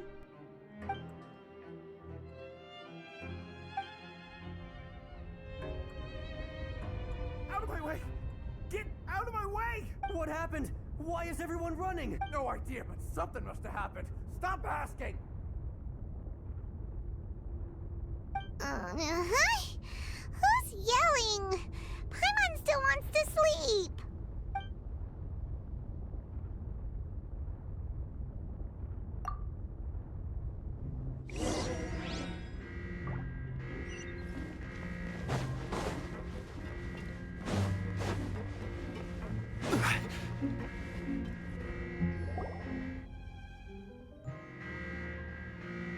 What happened? Why is everyone running around? Hey, what are you doing? No time to explain, mate. Goodbye. Hey, what? What's wrong with these people? They won't even talk to us. They're here! There you are! Oh, thank goodness! Quisto and Lavaroon, do you know what happened here? We came here especially to inform you. Something seems to have gone terribly wrong just now. His Grace is telling everyone to evacuate and get out of here. Lavaroon was saying you two are new here and you don't have many friends, so you might slip through the cracks. Haven't you heard all the stories like that? An evacuation is successfully completed, yet you only find out once you do a head count that 1 or 2 people are missing. Wait, weren't you the one who brought that up? Why is it suddenly my idea? Hey, shut up! Okay, whatever. The point is, you should come with us. Yeah, he said to get as far away as possible, upwards and outward.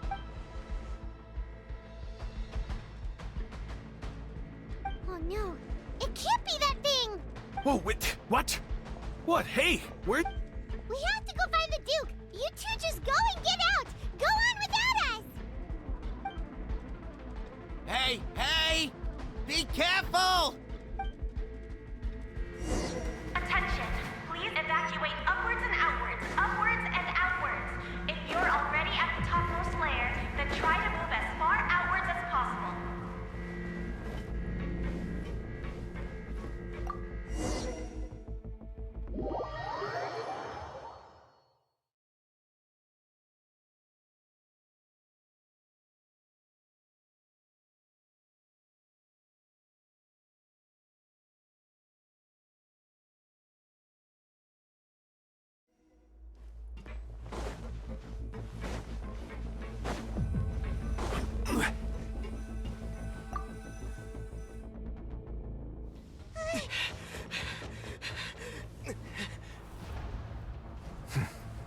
They're here.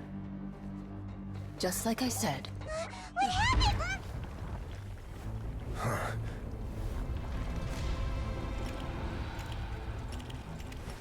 You're just in time.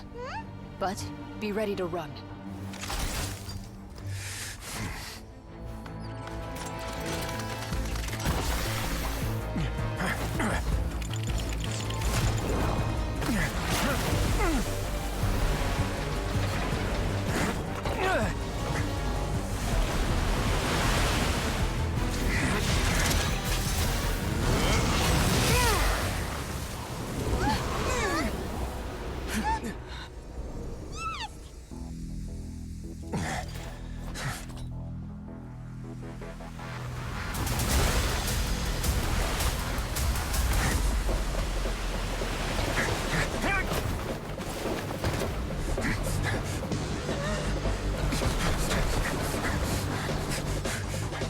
Three, two, one.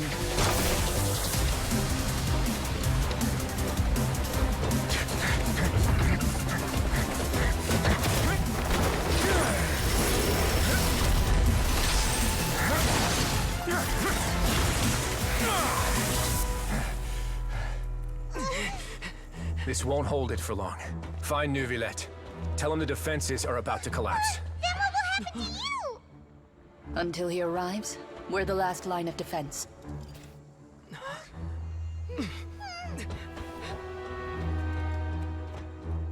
The gate. How long do you think it'll hold? That depends on us.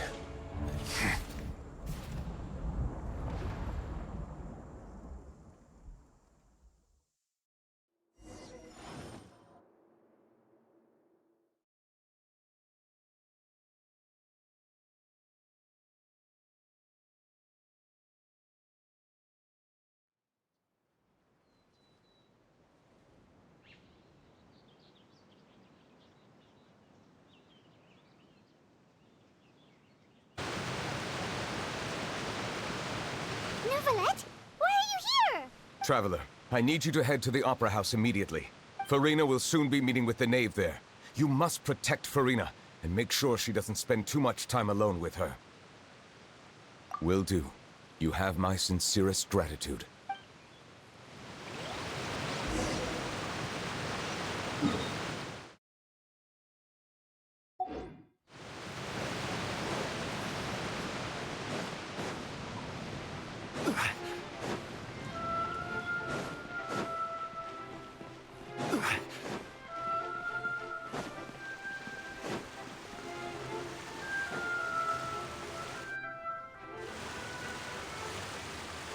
Look! There are a ton of Fatilian Palais Mermonia people over there! The knave is probably here already. We need to hurry! Are you two the Traveler and Paimon? Monsieur Neuvillette has left instructions. Please follow me. Though I'm sure he's already explained, this should be a mostly cordial conversation, unlikely to give rise to violence. But it would be most appreciated if you could protect Lady Farina to the best of your abilities.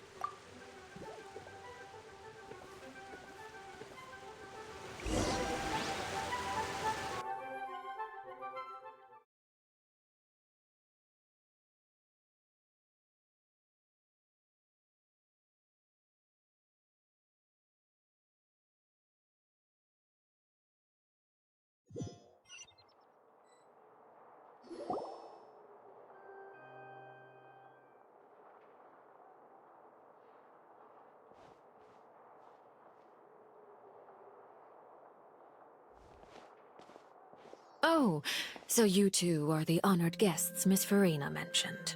Of course, of course. How could they not attend a meeting such as this? I must always have 2 or more guests at my dessert table. Otherwise, the occasion would be too lonely and unbecoming of my station. It is my pleasure to make your acquaintance, Traveler. I have heard much of your accomplishments. I am the Knave, one of the 11 Fatui Harbingers.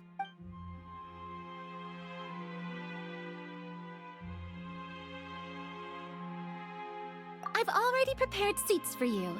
Come, sit beside me. Perhaps you two are unaware of how Miss Farina and I do things. You see, we actually recently agreed to get together for tea when we had the time. See this? This is a limited type of confectionery that Miss Farina simply adores. There are only 16 slices sold every day. Here, why don't you and Paimon have a taste?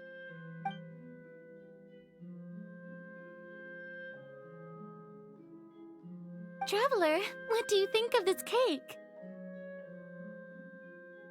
That's good to hear. So what Child said was on the mark after all. You do share a taste in desserts with Farina and I. I wonder how he's doing nowadays. You must have heard, right? He's suddenly gone missing. I'm really worried about his safety, you know. Here's to hoping that he's an excellent swimmer. Since we're talking about him, I feel like I should add something. His martial prowess really looked certainly pretty impressive, yeah.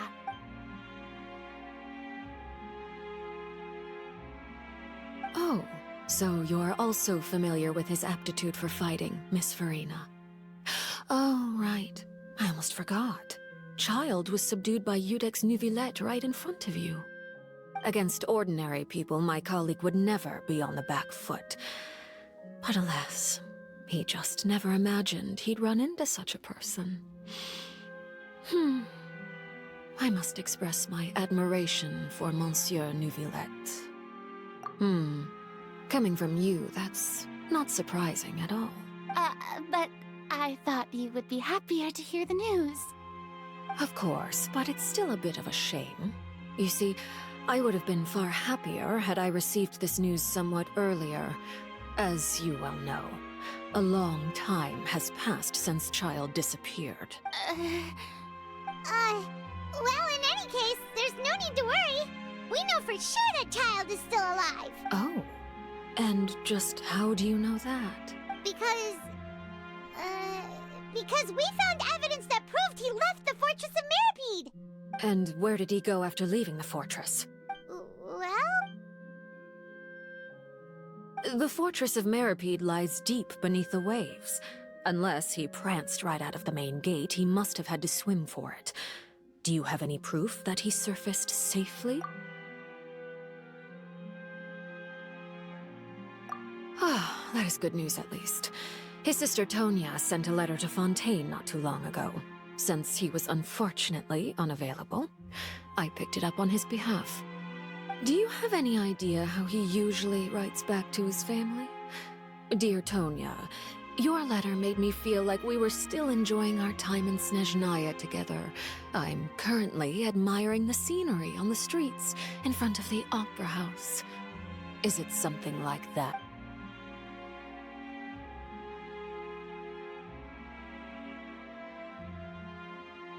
All letters tend to follow the same few formats anyway, right?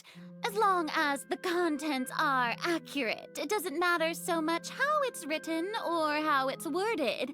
Hold on. The water in the teacup is shaking.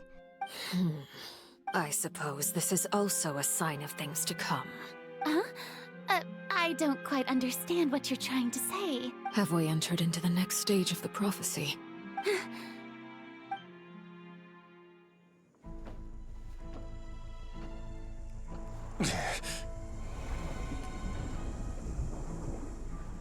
My thanks to you both. I will take it from here.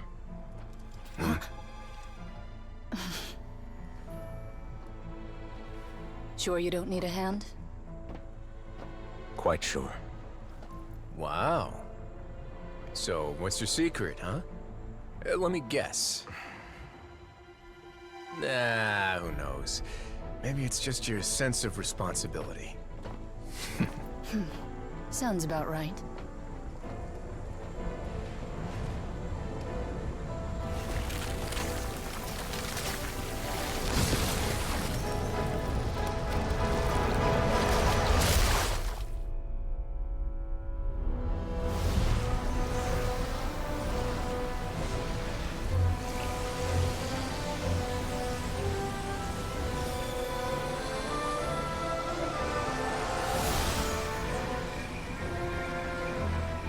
Day may come when the prophecy is fulfilled, and the waters burst forth. But it is not this day! This ancient power could easily obliterate an entire race. A tsunami of fury would unleash endless catastrophe.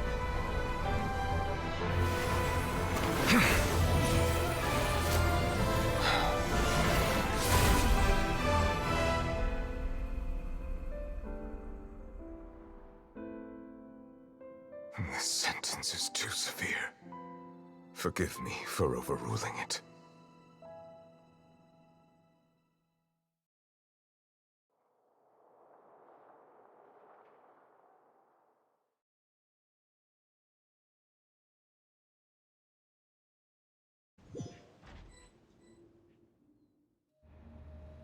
All right. Seems like the problem inside has been suppressed. Let me guess. We're safe for now. Indeed.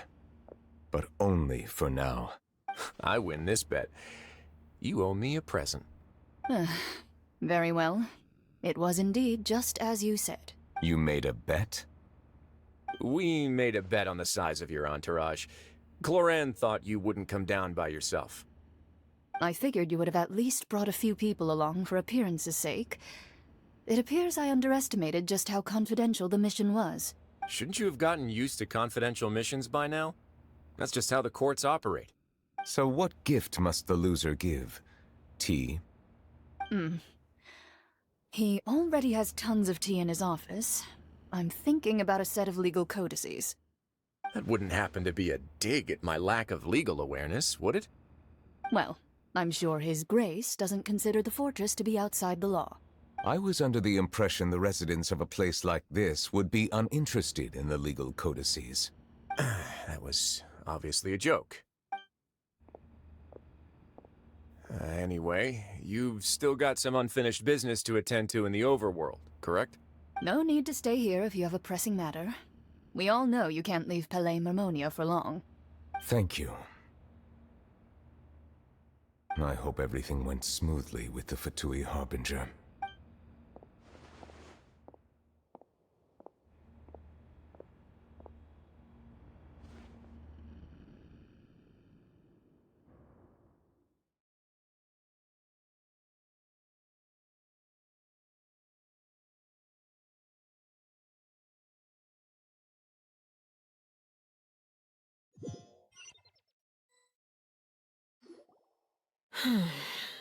I must say, we've spent long enough playing house, Miss Farina.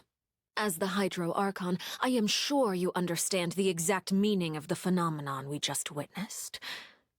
Or should I say, that's what I originally thought. But looking at your expression, was I wrong? And you haven't a clue? What are you trying to say? At this point, I don't think there's any more need to speak as diplomatic representatives.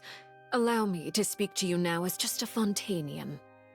You know the prophecy by heart, and also that every part of it is being proven true. Yet, here you are relaxing, drinking tea, and eating desserts as if it's all nothing more than a few stray bugs in your garden. Do you really think that's acceptable? The prophecy's hanging above our necks like a guillotine. Every faction is looking for a way to either avert the disaster or save their own. Even the orphans of the House of the Hearth have devoted everything to saving their homeland. But you It beggars belief just how nonchalant and carefree you have been. From the very beginning, you, the god Focalor, you have utterly failed to take action. You're wrong. I've never ignored the prophecy, nor have I just been passing the time in self-indulgence. Retract your accusation and stop doubting the wisdom of the gods with such absurd conjectures! I am not alone in my doubts, you know. All the children of Fontaine may be harboring the exact same thoughts right now. Oh, great Hydro Archon. How are you going to save them? Save us? How are the people you've sworn to protect supposed to survive in a land that will soon disappear beneath the waves? I have my ways, and I've been working on them for all this time. Even if you look down upon me, you have no right to judge me. Fontaine will be saved. Even if I still cannot see the true future right now, as long as I continue on as I am, I will be able to hold my head up high!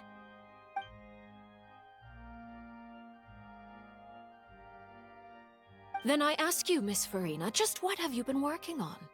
Where can we see it, and what is it doing to help?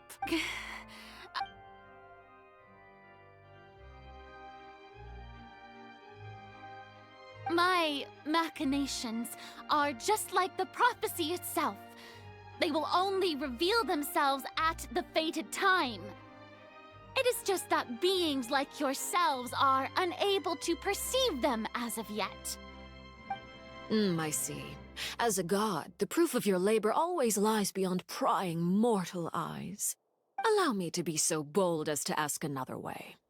Would it be possible for you to tell us the parts of your plan that are not confidential? Such as your emergency response plan for the impending disaster?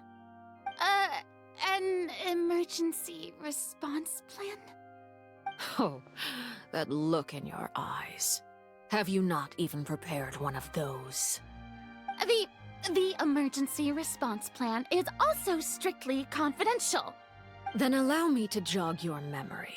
Miss Farina, what is the purpose of your Oratrice Mécanique d'Analyse Cardinal?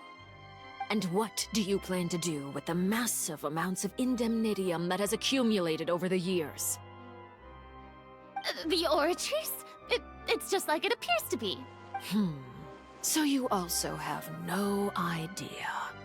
If I'm not mistaken, someone's using it to prepare for something. But unfortunately, it would seem that someone is not you, Miss Farina. I first caught wind of this when Linny tried to investigate the Oratrice in the Opera House. You see, even just getting close to the core contaminated him with an extremely large amount of indemnitium.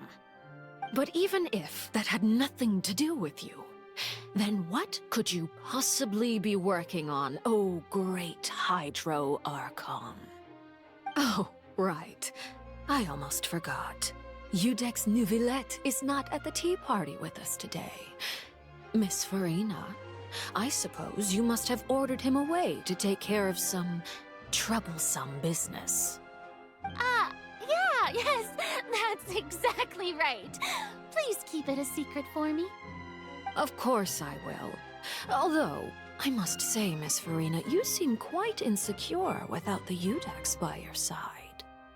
Oh, very well. Let's stop that conversation here.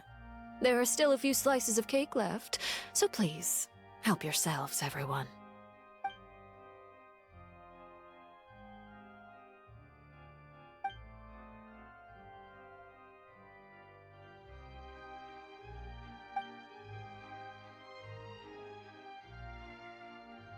Traveler, I heard that you were recently commissioned to handle a few matters on behalf of the Udex.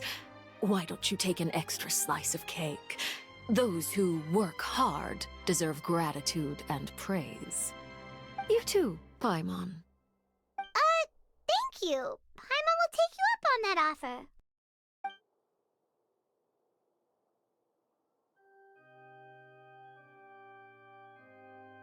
Oh, Paimon's super full. That cake was great.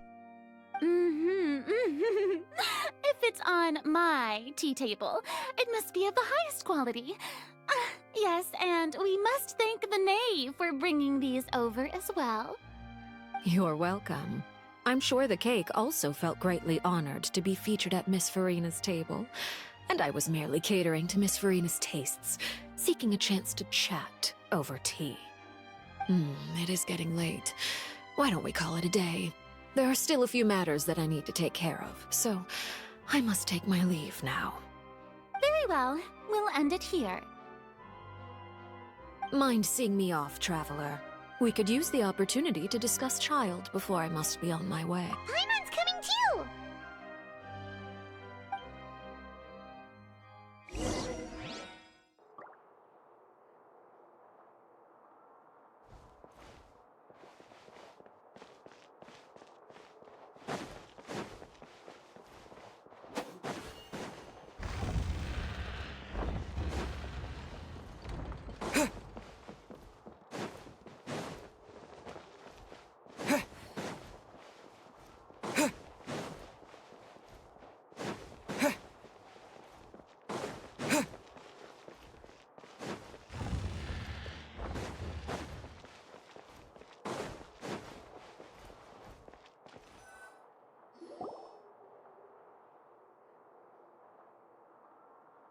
I'm glad that you were willing to come with me. Of course, Child was just an excuse. I have no interest in your dealings with him. That's what Paimon thought! You lent your aid to the children of the House of the Hearth. As their father, I would like to express my gratitude. Do I look like an irresponsible father to you? The House of the Hearth is very important to me. That was all. Formal topics should be discussed in formal settings, and informal topics in informal settings. I know you just returned from the fortress of Meripede. Relax. I have no intention of trying to get anything out of you. Linny, Lynette, and Fremine are still there, and I trust their judgment and abilities. They've all been working very hard and have always done all they can to fight back against anyone who tried to stop them, especially Linny. You mean Wriothesley. He's a tricky one to deal with. It's unfortunate that Linny's so eager to prove himself that he can't learn to rely on others, including me. By the way, and you can just consider this a bit of idle gossip, but what's your impression of Farina? You are outside of our disputes, and the freest person in all of Fontaine, able to move around most easily. Allow me to share my perspective with you. And that's everything that happened during the trial. Master Child was declared guilty and immediately transported to the Fortress of Meripede. Didn't he say he was coming here on vacation? Does he not feel an ounce of shame for all the trouble he has caused?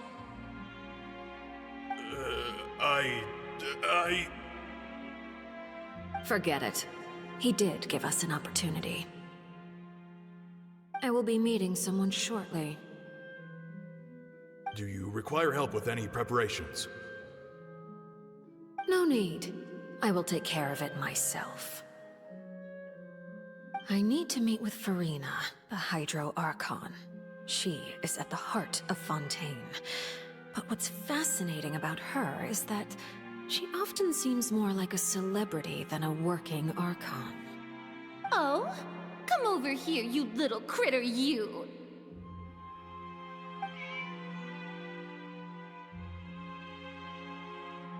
You dare to run from me? Stop right this instant! My goal is just to discover the location of the Gnosis. But I didn't expect the chance to approach Farina to be handed to me on a silver platter. This is so easy, it's actually making me a bit suspicious. Anything left unguarded is usually just bait. But no one will blame someone for taking the bait. After all, from the moment it was attached to the hook, the bait is meant to be sacrificed. It's just as I guessed in the second before I struck. the Hydronosis is not currently held by the Archon. In fact, this Archon doesn't seem like a god at all. And I sense that she's under some kind of curse. Who are you? And what are you trying to do? Please don't kill me. I'm begging you, please. The fear in her pupils is genuine, so perhaps she's not bait after all. Either way, targeting her has lost all meaning. I left the scene with ease. Nobody came looking for me, and nobody could serve as a witness to my near assassination of Focalor. I suspect even Farina dares not mention this incident to anyone. Not long after, my informants confirmed what I had guessed. After returning to her quarters, Farina quietly cried alone. She was so scared that she could not sleep that night, nor could she even bring herself to eat her cake. There's no doubt that there's something wrong with her. I began to entertain the possibility that she is not the true Hydro Archon. Perhaps Iudex Neuvillette is actually the genuine article. I have to find the Gnosis. If the Neuvillette hypothesis is correct, he is probably in possession of it. Alternatively, it might have been hidden in a place that's hard for ordinary people to access. Yes, Father. My dear children, please speak. News from the Fortress of Meripede. Master Child has gone missing. On top of that, the contacts and guards we bribed at the fortress have all gone quiet as well. Probably the handiwork of that Dainsleif. I'm afraid so. This is a good opportunity. The value of a Harbinger is much higher than most would imagine. We now have an excuse to exert diplomatic pressure on the Fontaine authorities. Set up a meeting for me. I would like to meet the Hydro Archon and Iudex Neuvillette. Oh, and I have an additional mission for you three. Yes, Father. Tartaglia's disappearance was not a part of my plan, but I can use it to make a breakthrough. With this as my excuse, I can ask for an official audience and continue my investigation of Farina and Iudex Neuvillette. The initiative belongs to the House of the Hearth. My wish to investigate the Fortress of Meripede will be a front. Linny and his group will be responsible for the actual intelligence gathering.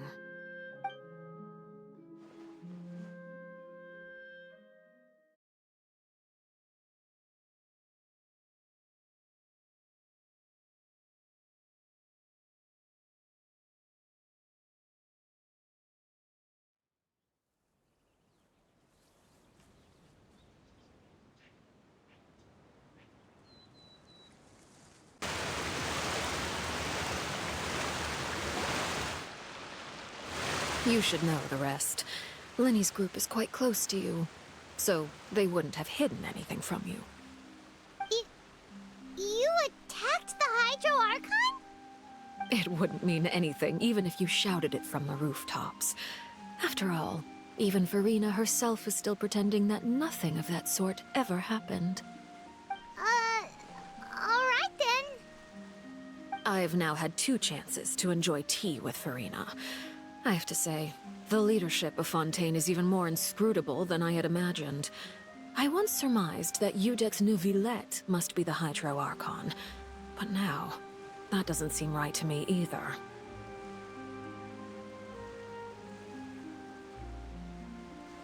I am a servant of Her Majesty the Tsaritsa. Over my years of service, I've learned how a real Archon conducts and carries themselves. Whether Iudex Neuvillette or Farina, neither fits the bill. It's hard to imagine either of them as the Archon. Of course, that is all just how I feel. Gut feelings often do not require justification. It is, however, quite amusing to me that after all my years working in intelligence gathering, I've come to realize I am at a complete loss regarding the identity of the god of the land of my birth. Don't you think Fontaine is quite intriguing? A catastrophe looms, yet many secrets have yet to rise to the surface. It looks like Fontanians will have no choice but to save themselves.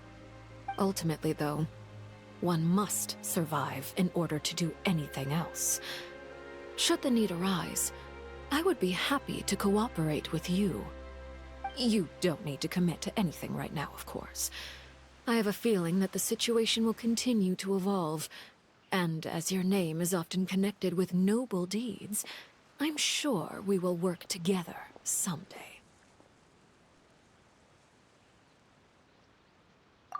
He certainly returned quickly. You must want to catch up with each other, so I'll leave you to him.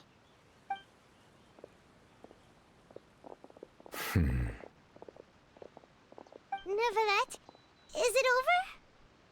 For now, yes. But this issue will prove quite thorny in the long term. I'm concerned that sooner or later the prophesized events will occur. Thank you for protecting Farina.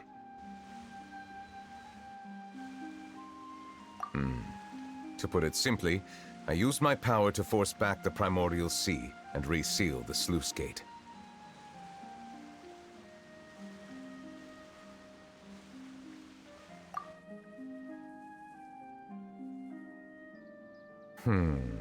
So as expected, the knave has turned up the pressure on Farina. She's trying to feel her out, though I'm still unsure as to her motives. Permission granted.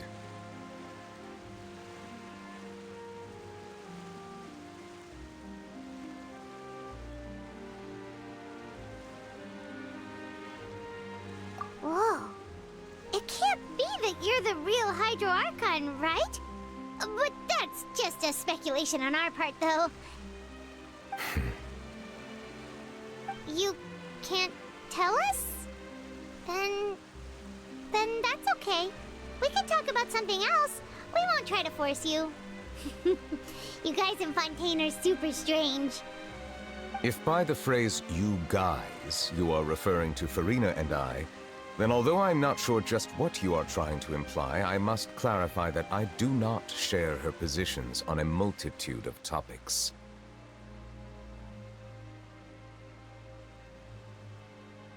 I believe so. The fortress has a long and complex history. It has seen much grief and suffering.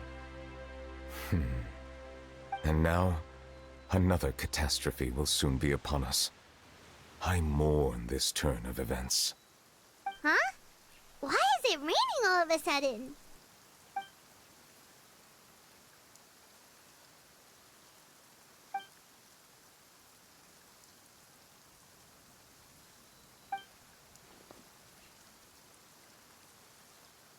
You may be closer to the truth than you think.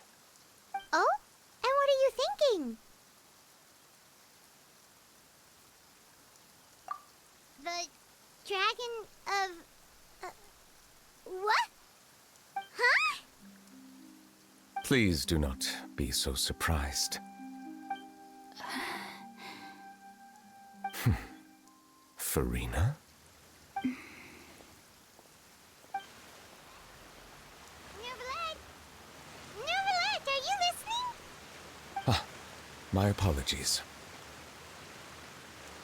We were just guessing randomly. We didn't guess right, did we? You're not actually the dragon sovereign of water, right? Well, if you don't want to confirm or deny... You guessed correctly. I sincerely hope you'll be able to keep this a secret for me. Right, of course. We'll definitely help you keep it a secret. There's still something Paimon wants to ask you, though. Please, go ahead. Well, if you are the dragon sovereign of water, and you were able to force back the primordial sea from the fortress, then since Fontaine's prophecy is all about seawater, couldn't you just use your power to solve the crisis? None of the currently living dragon sovereigns in the world, myself included, possess our full dragonhood. They say that when the first usurper arrived on Tivat, they seized a part of the dragon's power. Today, that stolen power is the basis of the Archon's authorities. There are 7 elemental archons and 7 matching dragon sovereigns. The dragon sovereign of water who lived through that era perished a long time ago. As their successor, I know far less of that part of our ancient history. In any case, I believe I will not be able to do much unless the Archon disappears and returns their elemental authority to me. Given the status quo, however, I would recommend finding another way to deal with the prophecy. Oh, so even you can't solve it. I still have some urgent matters to attend to at my office. If you have any more questions regarding ancient history, you are welcome to discuss them with me at a later time. Please go right ahead. There's a place that Paimon wants to go too. Traveler, we'll see you another time. Take care.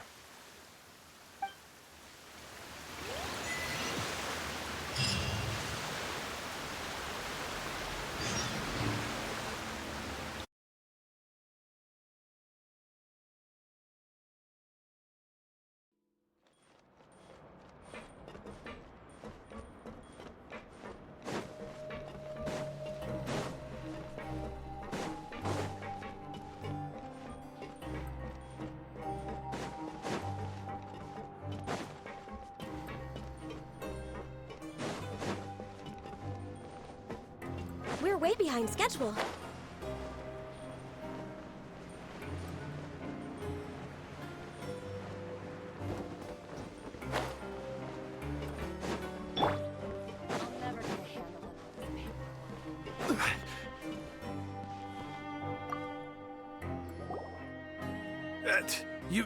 You guys are back? You guys didn't get caught and thrown back down here, right? Huh? No, not at all. And here I thought you'd managed to escape from jail during all the commotion. I'd held you up as legendary jailbreakers, but now you're telling me you just never left? We're sorry, but we just had some business. All right. There's no need to get caught up in the details. We're just relieved to see you. He was super worried about you, you know. Hey, it wasn't just me. Weren't you super worried as well? Something like that, yeah. I was also transferred to work in the kitchen a few days ago. I can still hear Quisto mumbling to the carrots. Are those two all right? Do you think they made it out alive? Whenever he'd say that, I'd tell him I'm sure they're fine. Wherever they are, they're kicking back with drinks in hand, enjoying the lovely scenery. Hey, there's nothing wrong with worrying about your prison pals, is there? I mean, considering how they always love listening to all my gossip. These two. They sure are a lot warmer and friendlier than when Paimon first met them. Oh, well, if you say so. I'll be watching you to make sure you finish every last bite.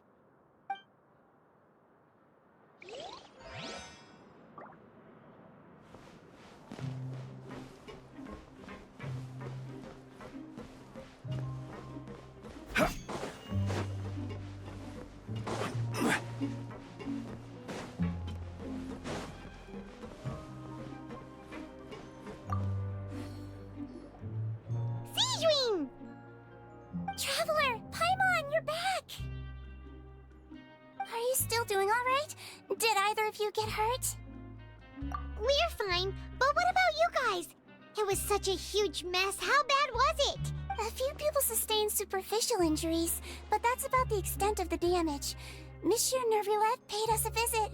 It was all thanks to him that we managed to suppress the crisis for the time being. Of course, we must also thank you for the help you provided. How did Nervulet know that he was needed here? Well, Monsieur Nervulet has strong resonance with the hydro element. When the water level rises, he can feel the waves produced. I ran into the bombshell bros while bandaging the injuries of the wounded. They were mumbling the whole time about how you just ran down without a word. I'm so relieved to see that you're both all right. If you're not too pressed for time, please stay with us a few more days. Just let me know if you get a craving for any particular dish, so I can have Mr. Walsey get your meals prepared. Oh, and please feel free to visit the infirmary for a break at any time. I'd like to take the opportunity to spend some more time observing your facial muscles as well. Your happy smiles are quite contagious, you know. They're so memorable, and I've missed them immensely while you were gone.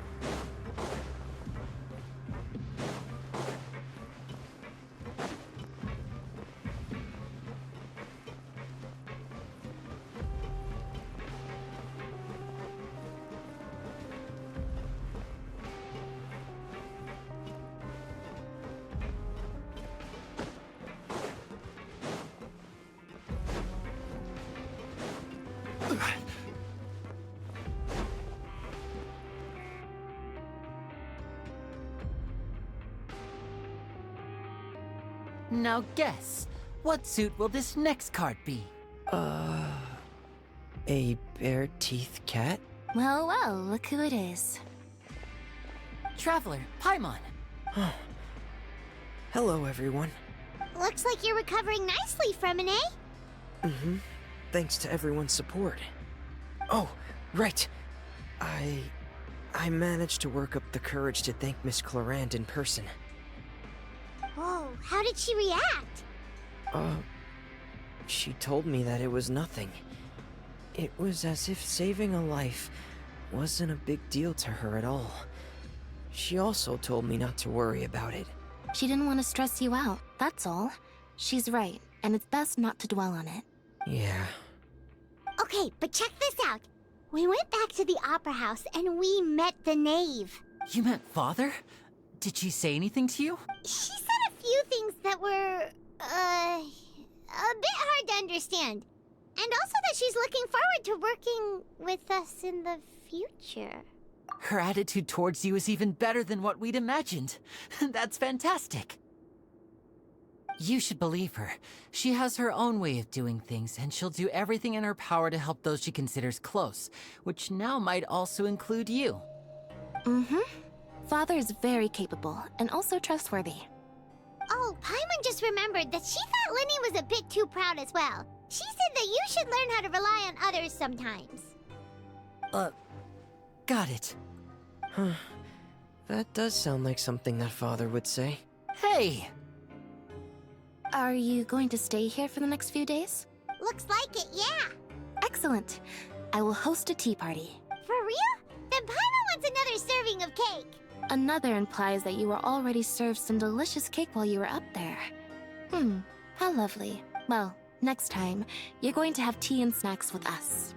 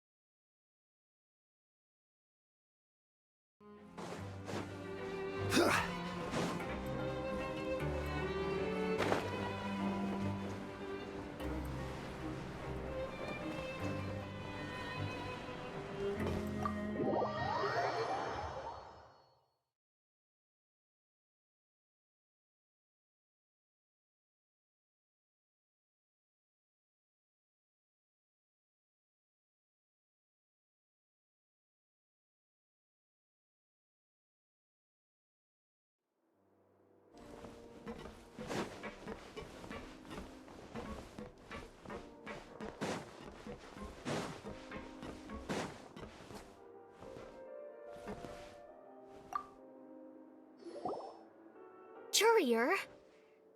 Miss Sijween told me you still haven't eaten. Yeah, I was working on something, so I forgot. That's no excuse for... Huh? It's you two. Lurvine, we're back! Hello there. It's been quite the mess here recently. How have you been?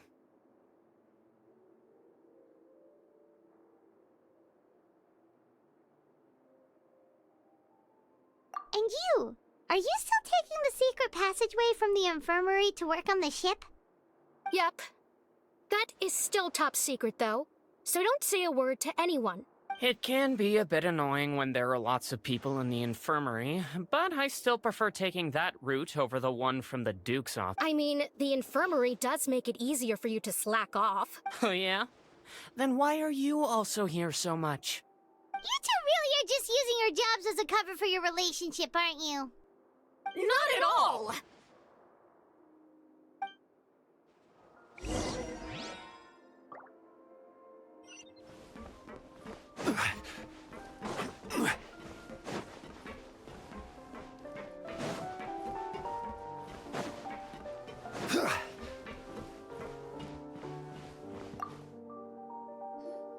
Do my eyes deceive me, or did I just see two inmates come back after making it to the surface?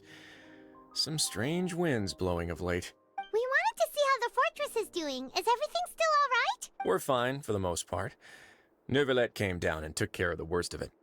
If that's the case, why don't you just ask him to stay here? Oh, yeah, what a brilliant plan.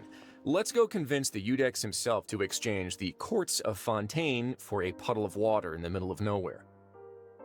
He came here in a hurry and left without even stopping for a cup of tea. He did remember to take Miss Sijween's gift with him, though. He sure sounds super busy. Miss Cloran has left as well. She also took her gift from Miss Sijween. Were the gifts milkshakes? Neuvillette got the milkshake. Cloran received lipstick instead. Those aren't even remotely alike. Well, it's Neuvillette's own fault for making Sijween worried about his health by working so much. But besides that, our head nurse is still pretty fond of picking out beauty products for the ladies. Oh, and I have some gifts here for you as well. Are these from Sijween too? Nope, they're from yours truly. You've already wrapped up your work at the fortress, so you can return to the surface at any time. You haven't yet served your full prison term, however, so you may continue to use your cell until your term is up. For real? Then we could stay here for a really long time? You may access the cafeteria for free. Hooray! Just remember to come complete your paperwork once it's time for your release.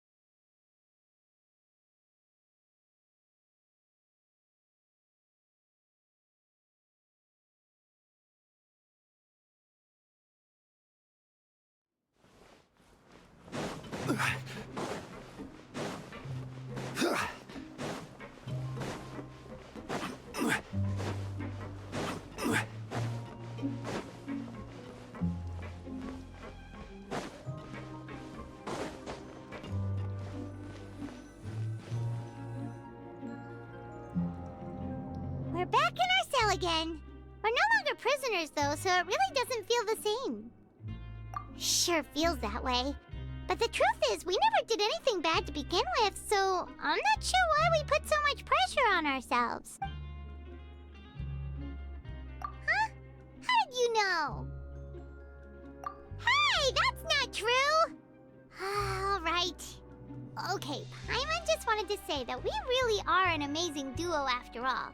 It's like, we've now gone to so many places together and become friends with so many people.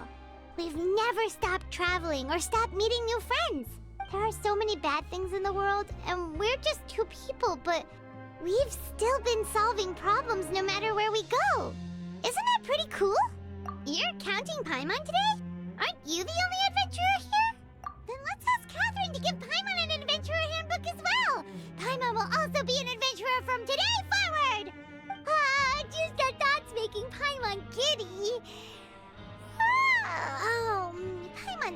crash, so you sleep soon too. The last time we fell asleep here, we woke up to a whole mess outside our cell. The primordial seawater nearly rose up. That was so scary. We should be safe now, right? All right then. Good night to you, Traveler.